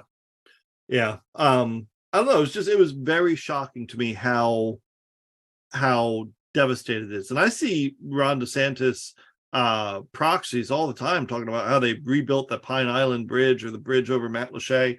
That Matlacha Bridge is like 12 feet long. That's, I mean, honestly, wow. Like the biggest bridge in Florida. It's real small. I mean, look, it's important. You need it. Like there's out on the up by Cape Coral, there's like Pine Island connects to Matlacha and St. James City. There's a people out there, they need a bridge, but like this is not a feat of engineering. I mean, like that was like yeah, they could have just put some boards of wood down there. Yeah, honestly, I mean, like it's I'm exaggerating a little by saying 12 feet, but I'm not exaggerating by much. I mean, is it like literally like any area where you drive over like a creek or something? Yeah, it would be like yeah, I mean, I guess I'm trying to think of a good example. I would say it's no different than building like an on-ramp or something. I mean, it's like right, they make it like it's this amazing feat, and it's just this like it's not like when you traverse a large body of water, yeah, you got to count. The concrete's got to be solid. You don't want the ebb and flow of the water to like wash it out. But this is a very small passage of water. Yeah, it's. I mean, again, does it shock you? I mean, the people who are going to defend Ron DeSantis are shitbags. Yeah, it really is. I'm looking at it now, Matlacha, Florida. It's like you can just see on the map. Even it's not a big bridge. Geez, yeah. I mean, it's like it's not big. It's not big at all. So like it is like you said, like they haven't put fucking traffic lights up. That's a failure of the state. Yeah. Yeah. And I mean, even if it does take time, all right, you should have Meatball Ron down there. Telling people he's like too busy this is going to like Nevada. Yeah. Talking to like 12 people and going on about woke.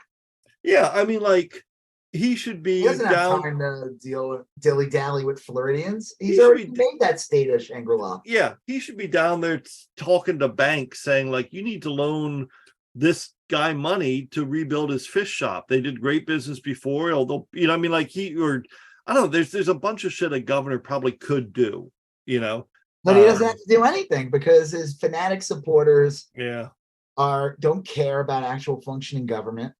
Right. And the billionaires that back him don't give a shit. Yeah. The religious groups or whatever that back him, they don't care. Yeah. They don't fuck about traffic lights. They don't care about that. His weirdo wife is like all like fighting woke too. Are those? I've seen all these photos and it looks like on her head above her eyes, two caterpillars are charging at one another. I didn't notice that they were that bad. It looked weird. It just looks like she doesn't have a good. And I don't give a shit when they do their makeup. I'm not gonna like stare, but I like if there's a person. Yeah, maybe she should get somebody who knows what they're doing a little more. Right.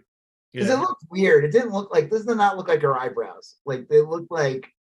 Is that real though, or is that like I don't know. It's so hard to tell if that's a Photoshop. But I posted a photo of her with that with her eyebrows like that, and then I found that amazing episode from Seinfeld when Uncle Leo's eyebrows get burnt off, and then they like draw on them, and he looks like it just looks so bizarre. Yeah, like, are you angry at me, sir? Like I'm not angry at you. And he's got like he just looks like a Mr. Rogers puppet or something. Yeah, he does. Yeah, it's so good. And I said, I don't same energy. Yeah, I mean, his wife's like a fucking. If there's a best description, she's one of those teal dress women from like the what do you call it, Handmaid's Tale. Yeah, like, yeah. Supposedly she's pretty awful. I mean, again, like this guy's polling really low, but again, I still see He's polling really low, but guess what? Other candidates have polled really low, and then all of a sudden kill it in the next like 3 months. I mean, until he is out, Yep. I consider him a major threat. Oh yeah, me too. Me too. I will say the thing that helps me sleep at night though is the more people learn about him, the less they like him. Right, but again, it's like the Glenn Youngkin thing. It's like if there's something that they could jump on to get squishy people who don't really follow politics too much, but are annoyed by the most minor inconveniences, or they'll listen to Joe Rogan once in a while, they'll fall for some bullshit once in a while. That's enough for an idiot to fall for voting for this guy. I will say Glenn Youngkin's a great example where he just won by the skin of his teeth, right? Yep. He didn't win by a big majority in Virginia. Nope. Just enough. He got enough reactionaries to vote for him who were just annoyed that their kids had to wear a mask in school once in a while. Speaking of him, this guy is supposed to be awful. He's like one of the worst. He's terrible. He was on, though, former Breitbart reporter Caitlin Collins was given a new show on CNN tonight. She has a new nightly show. Wasn't that the one who did the Trump town hall on CNN? Yes. Yeah. And her very first guest ever was Glenn Youngkin. And her second guest ever was Tommy Tuberville. So you can tell what kind of show she's. Idiots. Well, didn't Glenn Youngkin do something recently where he got rid of like funding for basically something to do with like something like a prevention thing or something? Yeah, she asked him about that, and he had like some Weasley answer. But I'll tell you, Glenn Youngkin is, I don't know if he's as bad as Ron DeSantis, but he's in the ballpark. He's very, very bad. Yeah, he's bad. He's not. But Glenn Youngkin sounds like a human when he talks. Like when I heard Caitlin Collins interviewing Glenn Youngkin, I got a little nervous because Glenn Youngkin at least sounds like a normal person. Well, that's how he was probably able to trick enough reactionary idiots who don't pay attention. Here comes this well-spoken guy who sounds kind of casual, doesn't sound threatening, doesn't sound like Trump. He's just some guy speaking common sense. Like, well, he does things like that. He said, I have an abortion ban that I worked through with Democrats and Republicans because we formed a consensus about how we don't want abortion in Virginia or whatever. But the way he was phrasing it made it sound like he is reasonable because he's not doing an outright ban. I'm doing like a 12-week ban or something. And it was real insidious. I mean, all things being equal, I'd rather have Youngkin than DeSantis, but Youngkin scares me more than DeSantis because I think Youngkin they have the same politics. But Youngkin knows how to talk. Like he knows. I know that's like the joke is like the people who said they were scared of DeSantis because like he knows how to fascist better than Trump does, but like Trump knows how to talk better than DeSantis does that weird. Well, Youngkin's not running for anything right now. Not yet, but he's not ruled it out, and people are kind of thinking he might jump in. He like, what's his poll rating in Virginia? I think it was okay. They get like one term there. It's weird, you know. It is weird. Like, it's like he's gone. Hopefully, they get a Democrat back in there. I don't know. Well, he'll run for Senate or something, and he's going to be a pain in the ass for a while. I know. Yeah, definitely. Wow. But yeah, Florida. My visit to Florida was good. Other than that, I will say, any Confederate flags? Oh yeah. Well, I sent you a photograph. That picture, the pickup truck that had like gas. Like, yep. Was it gas in Trump and American flag? There was no Confederate flag on that one. Yeah.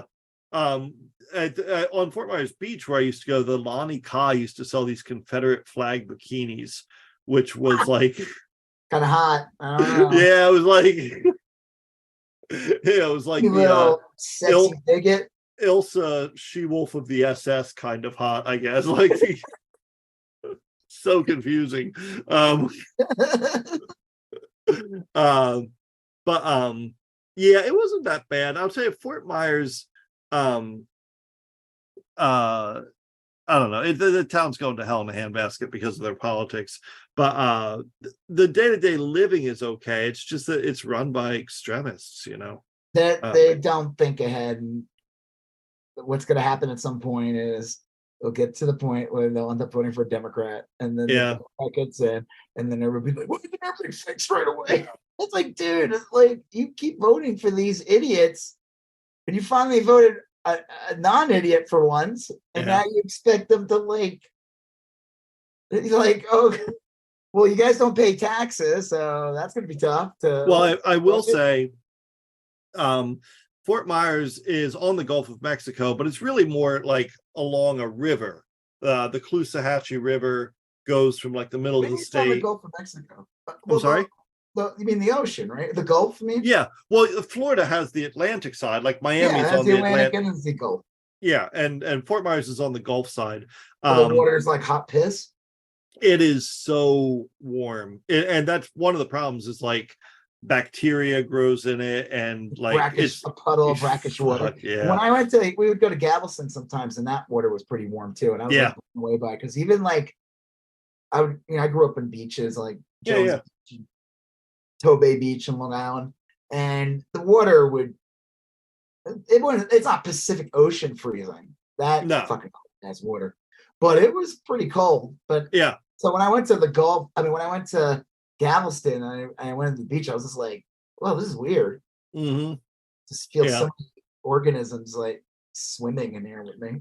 It is crazy. I like the water down there and everything. I mean, I wouldn't necessarily go in it now because of the it's pretty dangerous. When we went out to Sanibel, we waded kind of up to our knees into the water. There's like a lot of fucking sharks out there and shit, and like that's what I heard too about Galveston. Yeah, I believe it. But what I was going to say is that the Fort Myers is built along a river, and that river fucked up houses deep inland when the last storm came. That climate change stuff, I mean, you don't have to believe in it if you don't want, but it doesn't care. I mean, it's still going to flood your house. Yeah, it doesn't give a shit, Yeah. You can we can debate it all you want. Climate change doesn't give a fuck. Yeah, well, that's it. At the end of the day, and that's, I think, what's going to change people's minds is you can say, well, like, look, we don't have to call it climate change if you don't want, but have you noticed how your house isn't there anymore? Like that. Yeah. It's weird how like parts of the road now are underwater sometimes. Right. Yeah. Do you know? Yeah. Like now US 41 it's an overpass, a bridge, like a raised bridge, and it used to be just a regular road. Oh, is that true? No, but like it's gonna be like at some point. I don't know. It's sad because like they keep electing idiots. Yeah, well they do. Yeah, and it's not even like local elections there because although that contributes to it, but it's like a world problem. I mean, really, it is true when Republicans say that China is polluting at a rate that greatly exceeds us. I mean that is true, but that's not a good argument not to conserve. Like. So anyway, the last thing I'll say about this before we kind of move on is that I did not have one on my flight, fortunately, but there's a great clip that everybody I know is familiar all right, with. I do want to talk about one thing first. Oh yeah. But we can talk. Well, try to figure out how to work this. That photo that I posted today. Oh yeah, right. Okay, so this is deranged photo. My wife has this photo from literally from the early 80s, like 82. Yeah. And she went to a kind of like a town hall or like a community center type Halloween party. And this photo, this bizarre photo that belongs in a museum. Yep. Those are the top 3 winners of the contest. Oh, geez. Okay, so just to explain the viewers who are not, I am wondering if this should be the art for this week's episode. Oh yeah, that'd be good. But the Klansman thing might be a little too much. Okay, so you got a person in a homemade ET costume with a bizarre heart on it, and it's amazing and terrible at the same time. Yes. And then you got this weird ass baby on the bottom in the middle. There's like a weird little baby girl. Yep. It's kind of creepy also. Super creepy actually. And then the last one is a kid in an actual Ku Klux Klan outfit. And it's not like oh, that's a janky ghost costume. It's a Klan. But literally a outfit, Klansman outfit uniform. It's not a Yeah. ghost. It's not like an oopsie doopsie. Right. Because I've seen stuff like that where it's like, oh, that's just a very unfortunate ghost costume. No, this is a straight up KKK Yes. costume. Now, do you want to take a guess who won the contest? Is it the Klan? Yes. Yeah. Oof. And I think from what Leah told me, they didn't stay in Davie, Florida very long after that. Yeah. That's from 1982, but with everything going on today, this photo I feel like could be from today. Yeah, it could be. It would probably be them standing in 2 feet of water. Yeah, right. In the dark. In the dark, yeah. Yeah. Brackish water.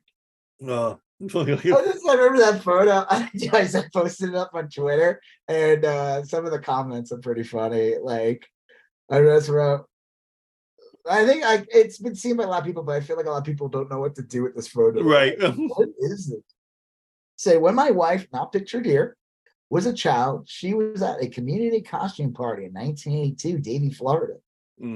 Let's play a fun game here. Find what's wrong with this photo. Unreal. I should have added DeSantis 2024 on top of the photo. Yeah. It looks like Florida because of the racism, and you can tell it's an older photo because the building's still standing and they have legit. The 3 people in the photo are still wearing the same outfits, except they're standing in 2 feet of water. Yeah, that's it. One person wrote, I think that the wood on the walls aren't the same color. Said, yep. Yeah, what's up with that? Yeah. Giant nightmare ET getting upstaged by something worse. You won't believe who won the costume contest in Davie, Florida. This person nails it. What the fuck is that? I wrote a glimpse of hell. Yeah. Oh. This one person wrote, Christian Mingle wrote, played youth football in South Florida in the early 90s. We played the Davie Broncos, 100% Caucasian, all weight classes. Once a year, my team was probably 80% black. They would fly a gigantic Confederate flag when we would play there. So big we could see on the I-95. Hated going there. Wow, that's disgusting. Here's some more. This is a multiple choice, right? This person wrote, this is the most cursed thing I ever seen. That's from Grimace Milk 69. Grimace Milk 69 says that's cursed. Have you seen Grimace Shake videos that people make? Yeah. Like their eyes go backwards and they're just oozing. Yeah, those are funny. Yeah. So that's I've had that photo for years. I've always wanted to like post it on something, and I'm like, yeah, the Klansman. Yeah. The whole thing, everything's creepy about this photo. I mean, like, you got the kid with the Klansman, you got E.T., but then you got this creepy little baby kid in the middle, and then on top of it, like, there's a shitty Raggedy Ann in the background. I mean, what a fucked up country we live in. You know, like, oh, that's 1982.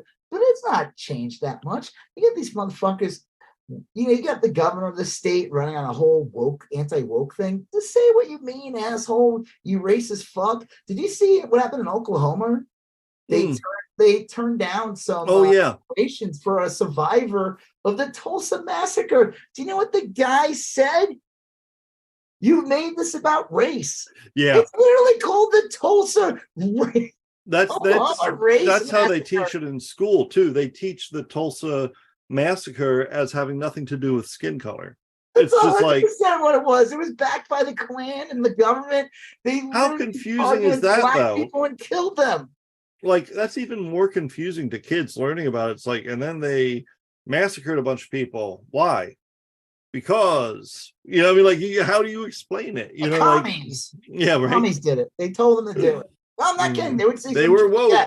It's like that Moms for Liberty group, those fucking Nazis, and they like quoted Hitler, and then they were like, "Oops, we didn't mean to do that." And they're like, but then like they had this guy go on, they got this one black dude to come on, of course, to like cover for them, and he talks about like how bad, you know, we should learn from these people, their quotes, so we understand.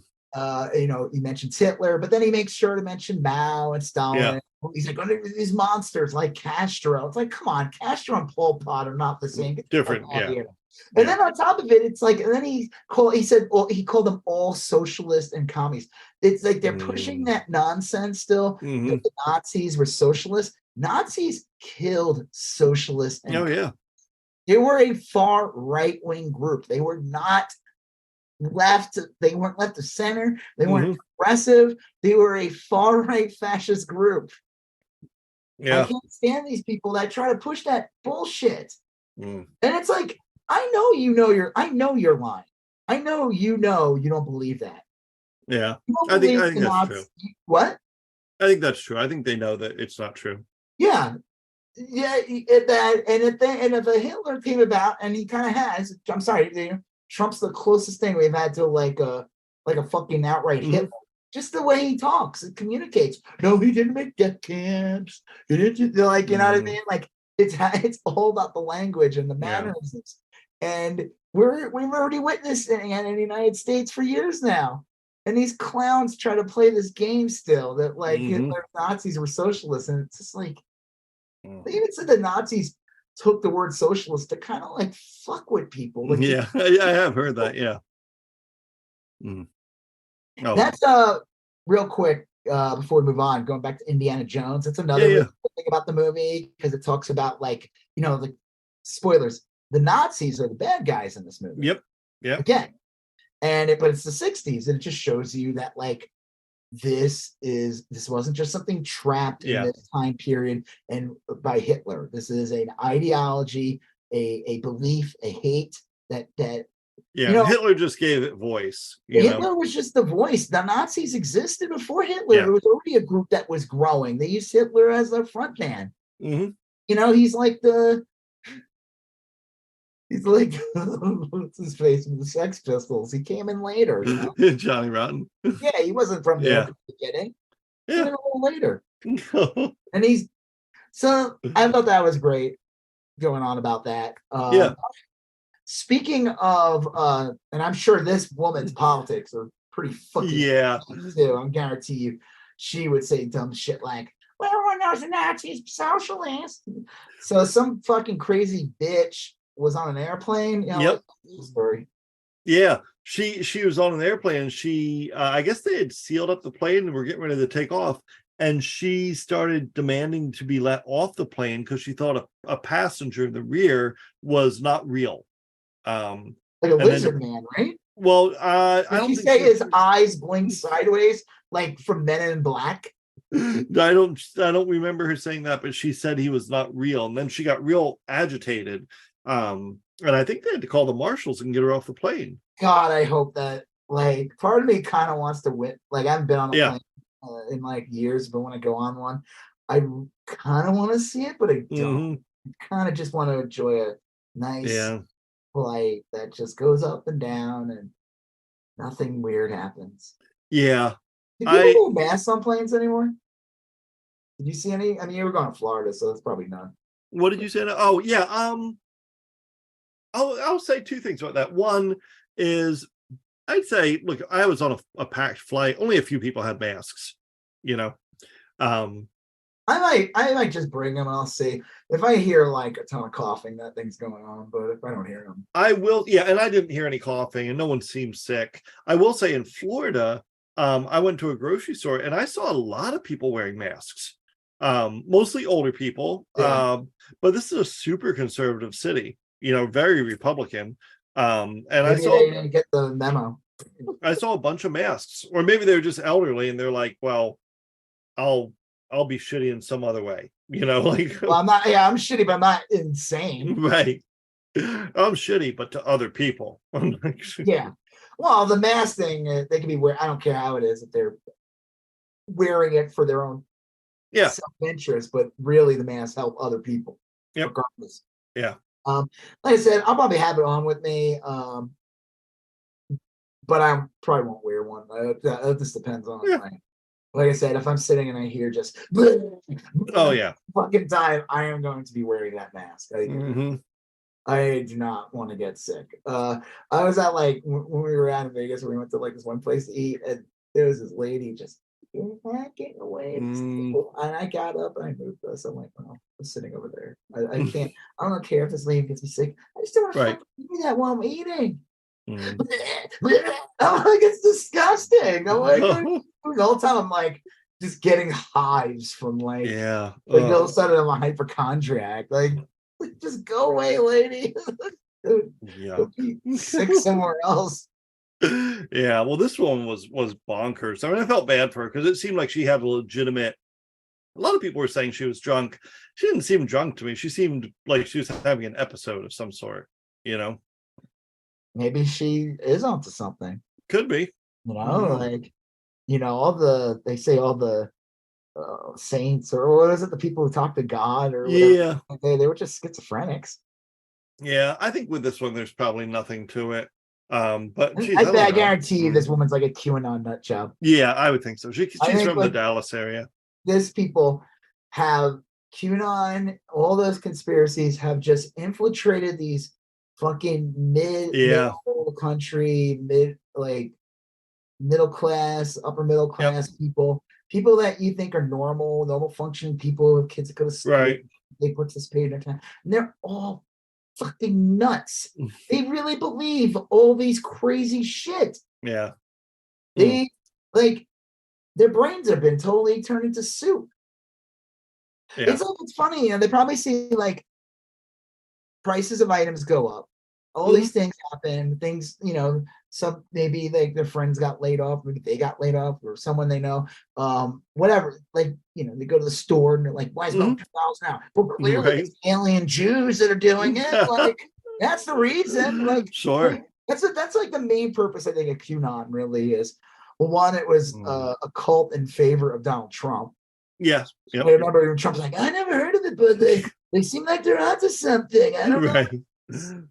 They seem like me. That's cool. I like that. Maybe they're right, maybe they're wrong. I don't know. But I feel like what it really is, the main purpose, just like any conspiracy, really, is just to misdirect people from like the real fucking issue. Like, that's why you don't have working lights in Florida. Yeah, that is true. I'm saying, like, no, because the real problem's Hunter Biden's laptop. That's the real issue. I went on some like poll on Twitter or whatever, and it said like the 3 things. What are the 3 things? It was some right-wing poll. I don't even know what the other was. One of them was like China. One of them was like global warming or climate change, and I forgot what the third one was. I, of course, picked what is the major threat? Climate change. Duh. Do you know what? Do you know what the one they all picked? China. Yeah. See, that's like, not good. I want to know these people. How is China a threat to you? I just want to know, like, is it a threat economic? Like, do you think China wants to invade our country or something? Yeah, they probably do. They don't need to. Why would they? Yeah. We helped them grow their economy over the years. We put all our manufacturing in their hands. They won. Like, they're not gonna do a Red Dawn and invade the United States. It's never gonna happen. That's so stupid. That's what you get for a bunch of, you know what it is? That's the problem. Everyone who's like an adult now grew up on that fucking movie. Yeah. Anyone who has kids who's like in their 40s and 50s grew up on Red Dawn. So they live in a fantasy. It's such a fantastical movie. The idea of like the communists were gonna invade and just pound you down. Yeah. All right. Speaking of crazy pants. Oh no, actually, I guess let's talk about Michigan GOP first, because we'll go back to the other one.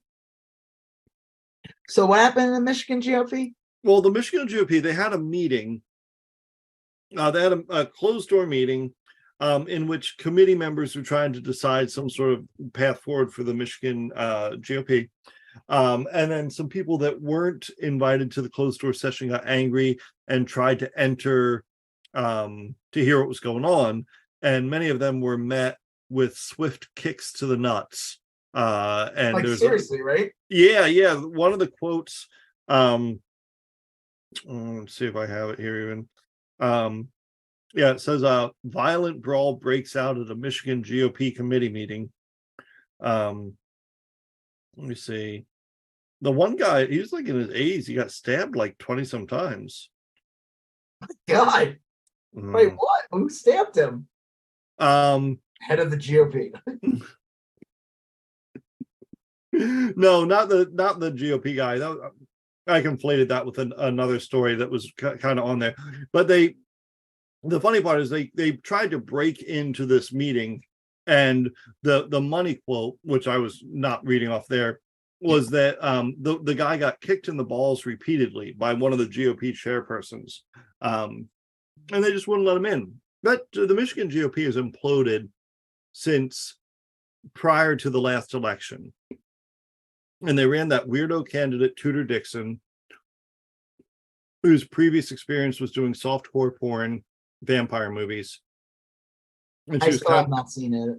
I was like looking forward to it too. Yeah, right. And she was a bad candidate, and she promised to like outlaw abortion. Gretchen Whitmer. Oh yeah.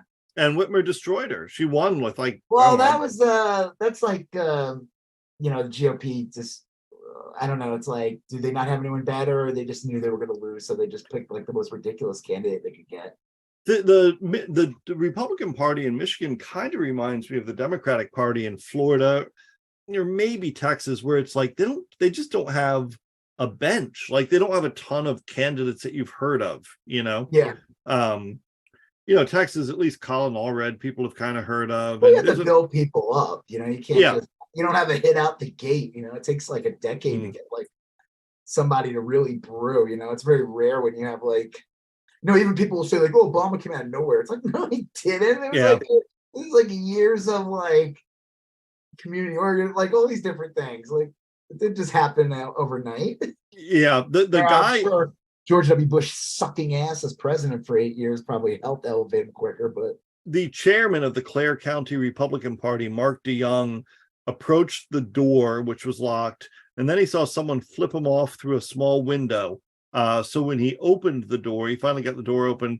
He said, this is Mr. DeYoung's direct quote, "He kicked me in the balls as soon as I opened the door," adding that Mr. Chapman then ran at him and slammed him into a chair.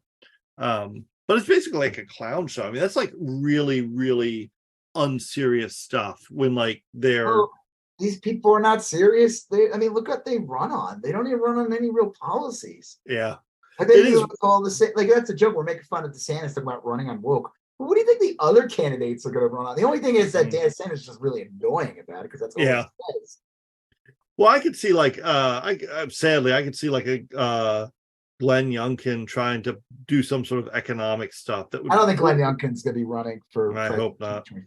You really think so? I mean, isn't it too late to enter? No, it's not too late. I mean, it'll be too late soon. I think the first primaries are in Fred January. Thompson didn't come until like freaking August or September. Yeah, some people think it's pretty smart to do that because everyone else is already committed to a position. And they spend a bunch of money too, and we didn't. Meatball Ron's committed to 6 weeks. 6 weeks. So if it starts to lurch to the right, then some other candidate can be like, no, total ban. And then Meatball Ron looks like an abortionist. He just looks. Yeah, that's right.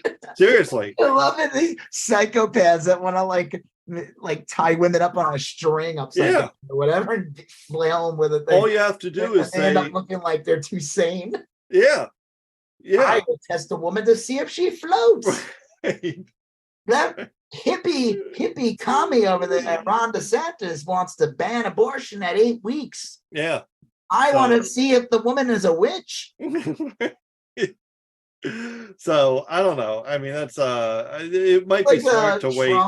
Did you see that DeSantis ad where they like talk about how Trump's just supports gay people so much? Yeah. Because of that's insane. That's totally insane. Yeah. People were saying that Trump's going to use that as a general election ad. What? He'll put that ad out saying like, yeah, see, like I am supportive of the gay community. No need to be afraid. No need. Yeah, exactly. He's not. He's awful. He put in a trans ban like immediately after he became president. Yeah. I love it though. These people are psychotic. It's like, yeah, it's something. I want to clip their uteruses. Ron DeSantis wants them to be able to breathe on their own. Right. Hippy dippy Ron DeSantis. We'd like women to use the restroom unescorted. Yeah. I want my the women to wear a what is that called? The belt, Oh yeah, chastity belt. a chastity belt. Loosey goosey. Ron DeSantis is Yeah. all about groomer Ron DeSantis over there. He lets his wife wear pants. Over sex fiend Ron Right. DeSantis. I love Well, that. Like, and that person should dress up like a 17th century clown or something, like wearing all yeah, like with like a flowing, like not like a skirt, but like a yeah. you know what I mean? Like, I know what you mean. or like a Greek Orthodox Oh, priest or whatever. They look like really crazy too. But yeah. no offense to any Greek Orthodox priests Yeah, that I doubt there's listening many. to.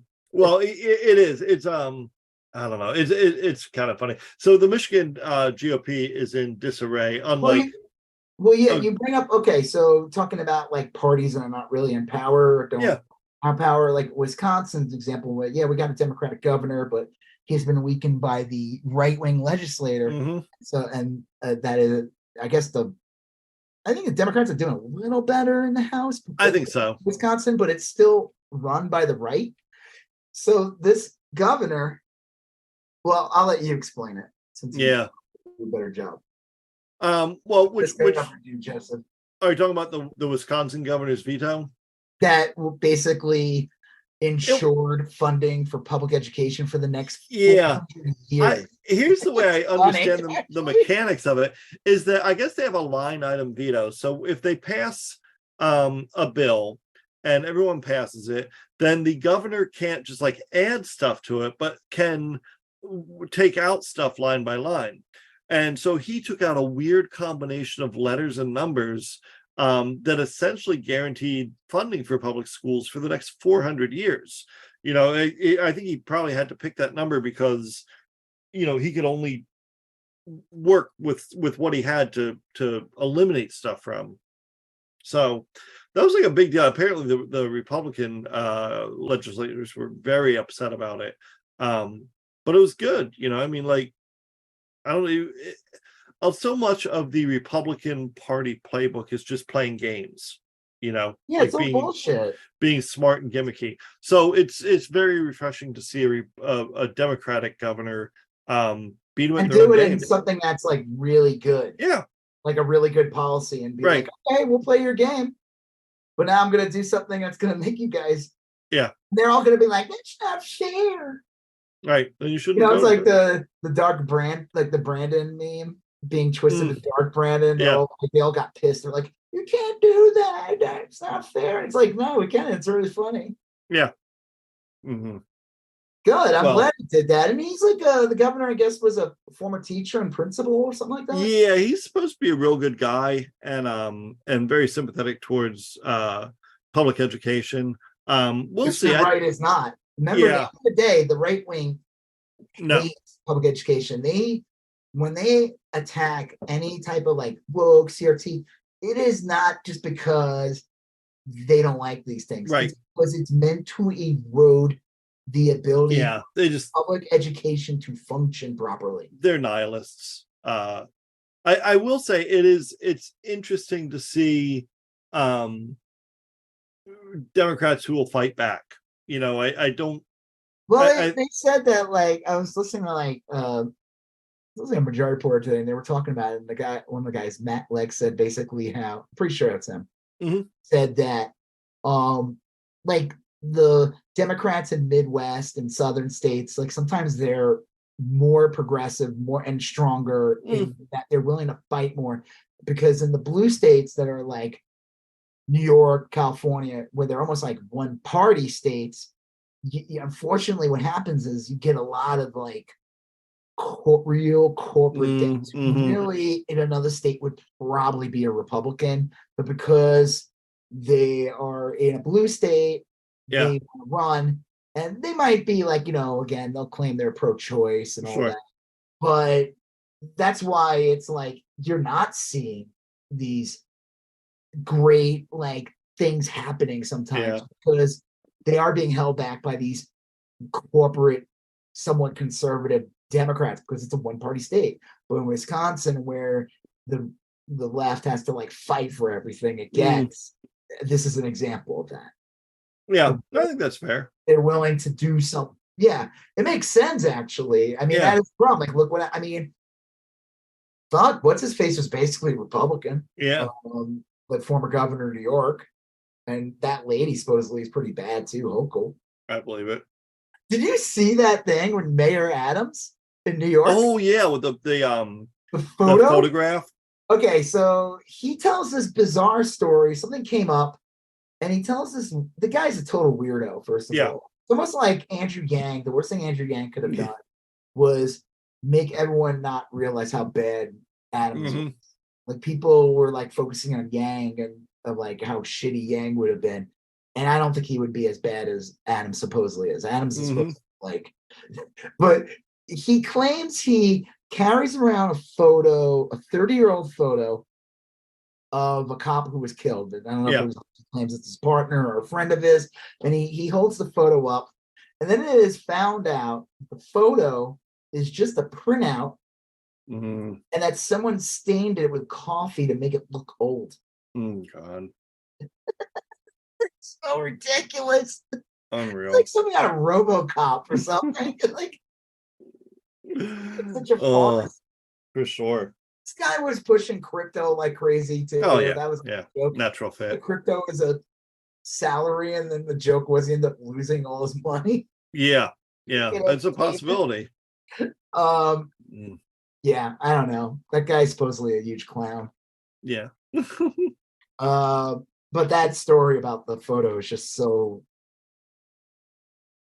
I don't know. I remember hearing about that. Like, what would have been different if the guy from the Guardian Angels won? That was the guy who was running against him. That weirdo. Oh yeah, Sealaw, Curtis Sealaw. Yeah, the like permanent guest of Morton Downey Jr. Yeah, that guy was supposedly the one. He was the one running against him, and oh, this guy's a psycho. We can't have him. And they're like, would it be much different? Like, this guy, supposedly this Adams guy's like unhinged. Yeah. Supposedly has like terrible policies. I don't really follow New York city politics that much, but I've heard this guy. It's pretty bad. Yeah. No, I've heard that too. He's not really a Democrat. Speaking of disasters, though, the movie Threads. We were going to talk. We're going to do an extensive deep dive into the movie Threads, right? Okay. Yeah. The 85 classic Threads. Right. Yeah, Mark Zuckerberg released it. Yeah, well, only on Facebook, in long form. Okay. I can't think of Threads without thinking of that, like almost immediately. I know, I don't, because I never heard of that movie until you told me about it today. Yeah, I wonder how. I feel like I need to watch it, even though I'm sure it's awful. It's brutal. It's probably boring too now, but it was brutal. Did it was you like get those threads today. Falling off from the fold out. Yeah. Mama. So you when did you get on Threads? When did I? Okay, well, first let's explain what Threads is. Okay. Yes. So there was a thing, they said that they were going to announce something big. It's like after July 4th or whatever. Okay, let's tell the story. Let's tell the story earlier than that. A couple of days, like a week ago, I don't know, it was like after or before July 4th. All of a sudden, there was like this weird, bizarre. I was on Twitter, and I was getting all these bizarre like notifications, like let it load, things have to load. You've been on here too long, you've seen too much, or I don't know, it was like weird. Sure. What's going on here? And I posted, I'm like, anyone else getting this? And everyone's like, yeah. So then Elon Musk puts out a thing saying that, like, from now on, if you're Twitter Blue you get like 6,000 and tweets. And this is just viewing. Now this happened on Monday, July 3rd. What counts as a view on Twitter is just someone scrolling by. Yeah. Not even stopping. That's enough of a view. So 600 may sound like a lot. Oh, it's honestly, not. You could see 600 tweets within like maybe 3 minutes. Yeah.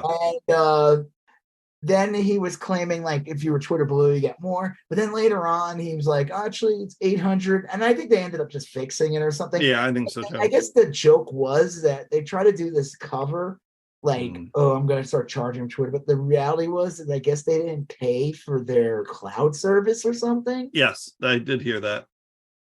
Yeah, so that was already a shit show. So on that day, a bunch of people were like starting to use Blue Sky more, and I noticed it too because I was getting more interaction on it, and I just saw more posts on there, and people were jumping to it.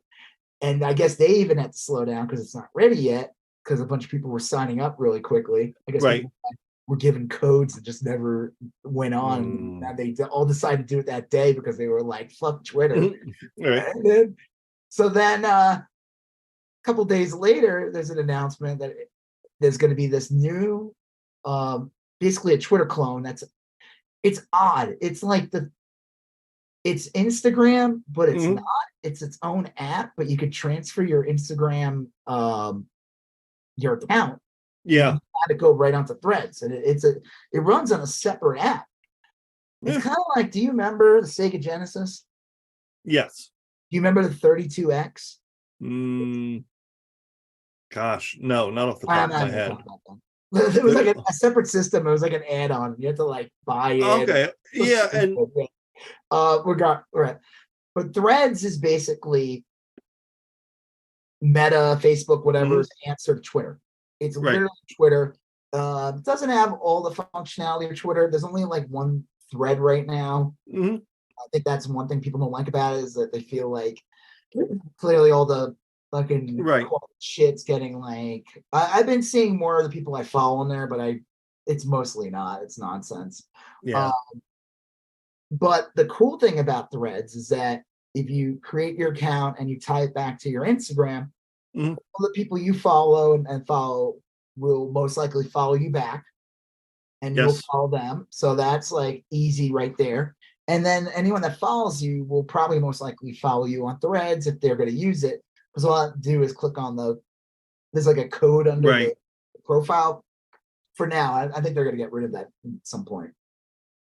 So so Threads is this new app from Meta, Facebook, or whatever. And what's great about it, like I said, it's like you go on there and you're already getting like the dopamine effect works, because it's like you got a ton of followers already from out the gate. There's enough. It's populated. It's populated. There's like interactions. Like that was my issue with Blue Sky. It's like, okay, I'm here. It's great, but like, where is everybody? What do I do? Yeah, what do I do? Like, even if somebody big reposts me, I'll get like 4 likes. And I mean, like, that's cool, but some people are like, oh, is that what social media is about? Yes, that is exactly what social media is about. It's about the dopamine effect of getting noticed and having your words and getting, I as an artist need it so people see my work, and I get more work when I see it. And what's crazy is because of Threads, it's like they haven't fucked with the algorithm on that. I get more people seeing my work on Threads than I do on my Instagram sometimes. I can see that. I mean, it's a smaller. I have other artists that haven't interacted with it in years contacting me because they finally see me on Threads. So it was kind of cool to get reacquainted with some people I haven't talked to in like a couple of years. I think this is like, Twitter's done, dude. Like, it's not done yet, but like this is but it's heading that way. This is like Facebook to MySpace type shit. Like Facebook was there for a while, MySpace still lingered, and one day MySpace was gone. And Elon is a fucking clown. He's like, the first day he sued them. First of all, they said the lawsuit's bullshit, because if you're gonna sue Threads for ripping you up, then why didn't you sue Parler? Why didn't you sue Truth Social? Why didn't you sue Hive? Why didn't you sue Blue Sky? Like, and the joke is that Facebook can claim that we had the feed first. You stole the feed from us. All right. So it's all bullshit. Like, and Elon, like, supposedly he said like he wanted to have a penis measuring contest. With Zuckerberg.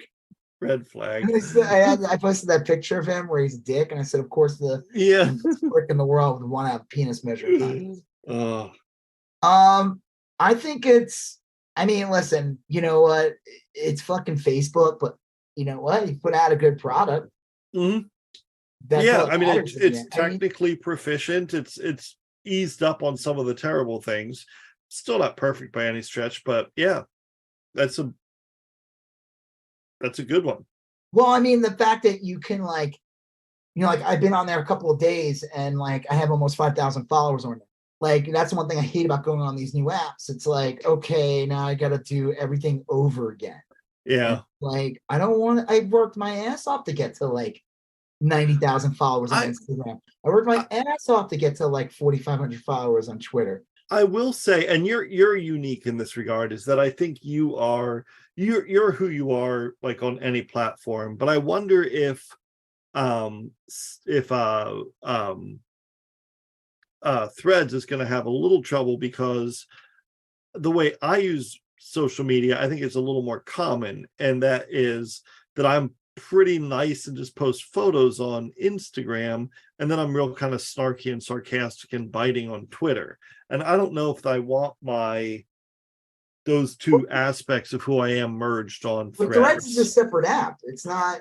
I know, but like show up on Facebook. It's not going to show up on Instagram. It works on its own. Like when I post something on Threads, it doesn't give me the option to now post on my Instagram. I know, but like I'm saying, like I logged into Threads for the first time tonight, and 30 people already followed me. They're all people I knew on Instagram. So presumably they'll watch what I say on. So you feel a little weird, like that's what I'm getting at. Is homophobic shit you see on Twitter. Right. Yeah. So I got you. I understand. No, but like your name is Sanus is my god. Yeah, right. No, but on Instagram, I post family photos of me and the kids, stuff like that. And all the people that follow me on Instagram are kind of used to that content. It's not like an account to generate followers or likes or anything. It's an account where I can like share stuff with, people kind of in the periphery of my life. But now if they all get on Threads and they start notice what I start posting on a Twitter like site, that might be weird for me. That bad. No, nothing too terrible. But like, I don't know. I wonder if that would just. I can't believe you said that. Are you comparing this DeSantis woman to Eddie Munster? Yeah. Well, you should put out a post. Did you write anything in on Threads? No, I didn't. I got on for the first time. You should say, warn people, and be like, this is my, I don't know, like Twitter Joseph's on here. This is Joseph after dark. Yeah, exactly. You may not be able to handle this, Joseph. Yeah. If you're used to my Disney Channel offerings, welcome to Cinemax. Welcome to Skinemax. But yeah, I can. After Dark, starring that woman that ran for governor. No, when she ran for governor, Tudor Dixon. But it's spelled like two-door Dixon. But it's spelled like Dixon. Weird porno name, but yeah. Well, I don't know. That's the only hiccup I could see with something like Threads is that it is weird. Like I will be honest, like I go on there and it's definitely not as repulsive as it gets on Twitter. I've seen people leave some weird comments, but like I don't know. And I'm wondering like if I think they're definitely stricter on Threads, like from what I heard, unlike Elon who Oh, here's the big joke too. Supposedly Threads probably, which is something they've probably been working on for a while, but supposedly he hired all the fucking people that he fired. Yeah. Zuckerberg, like they hired, I mean, why wouldn't it's real smart, yeah. Yeah. I mean, it stinks. I would have liked to have Blue Sky, and who knows, Blue Sky could still pick up. But that's gotta, Blue Sky's sitting there like, yeah, we'll just get people going on there. And by the time we're ready to launch, we're going to take over Twitter. Then all of a sudden Threads comes and it's like. Yeah. I think honestly, the next big Twitter-like thing is going to be wherever the governments and B, the journalists decide to go. I mean, they already are starting to use Threads. Now, I don't know if I've seen any and like I said, I think the only real issue that I have with Threads right now, when they don't have DMs on there, which is fine though, because it's fine. I think you have to have an Instagram account anyway, and so you could just use the DM system through Instagram. Yeah. The other thing is that they need to do like 2 feeds at least, maybe like one like a trending feed, and then one that's like who you follow and things that you would probably like based on who you follow. I think they definitely need to have like 2 threads going or something, but it is early. The fact that it's running the way it is and how smooth it runs and it's brand new is pretty remarkable. It was. I mean, it was a good rollout. Like I said, the joke is like Hive was kind of like that, except Hive shit the bed. I feel like Hive really had a chance to be It did. like an Instagram. And the other great thing about this Threads thing, even though it's the same company, everything that I would post in my Instagram, I'm going to post the same art. Yeah. I could put links to my Teepublic, Threadless store, and Etsy store, eBay, whatever. You could put links on your post. You could never do that on Instagram. You could do it on Twitter too, which was great. So, now the other thing too is like people who follow me are like, holy shit, I could see you again. And I said, well, for now, we'll see how like once they ruin it with the algorithm or ads, I think they honestly should just leave it alone for years. Because just see what happens. It is like an extension of Instagram. And like let all the fucking ads populate on Instagram. Let Instagram be the fucking algorithm bullshit. And honestly, the only thing I would say if I were them, like if you look on like my profile or whatever, on the top, there's a icon to click Instagram, and it takes me right to it opens up my Instagram. Right. Okay. Now, if I click on the code under my profile pic, it'll open up Threads, so you can kind of go back between the 2 apps pretty easily. Yeah. Like I said, someone I was talking to who I haven't talked to in a while, then they DM'd me. We were talking. Obviously, it's 2 different apps. But like I said, you're right. Once governments start using it, and I love it though. Some people are like, "Oh, we're just supporting another billion." I'm like, dude, like you've already been using this shit, dude. Like, oh, they're just using it as a way to siphon your data from the government. I'm like, sure. They already did that. What do you think Twitter does too? Like, are you high? Like, I'm sorry, but like, I feel even less. I feel like my information's more in trouble once Elon bought Twitter, because I don't trust him. I don't either. I think he's like nefarious. So like, I mean, and we may never find out like the full scope of just how weird it is, but I still want to know, like, again, I know everyone's like, oh, he wasted all his money. Well, like, he didn't. He got his money from it wasn't all his money. Like, I don't know. Well, I guess we'll never find that out. But I doubt we'll ever get the straight story. Dude, I never said how was Twitter worth $44 billion?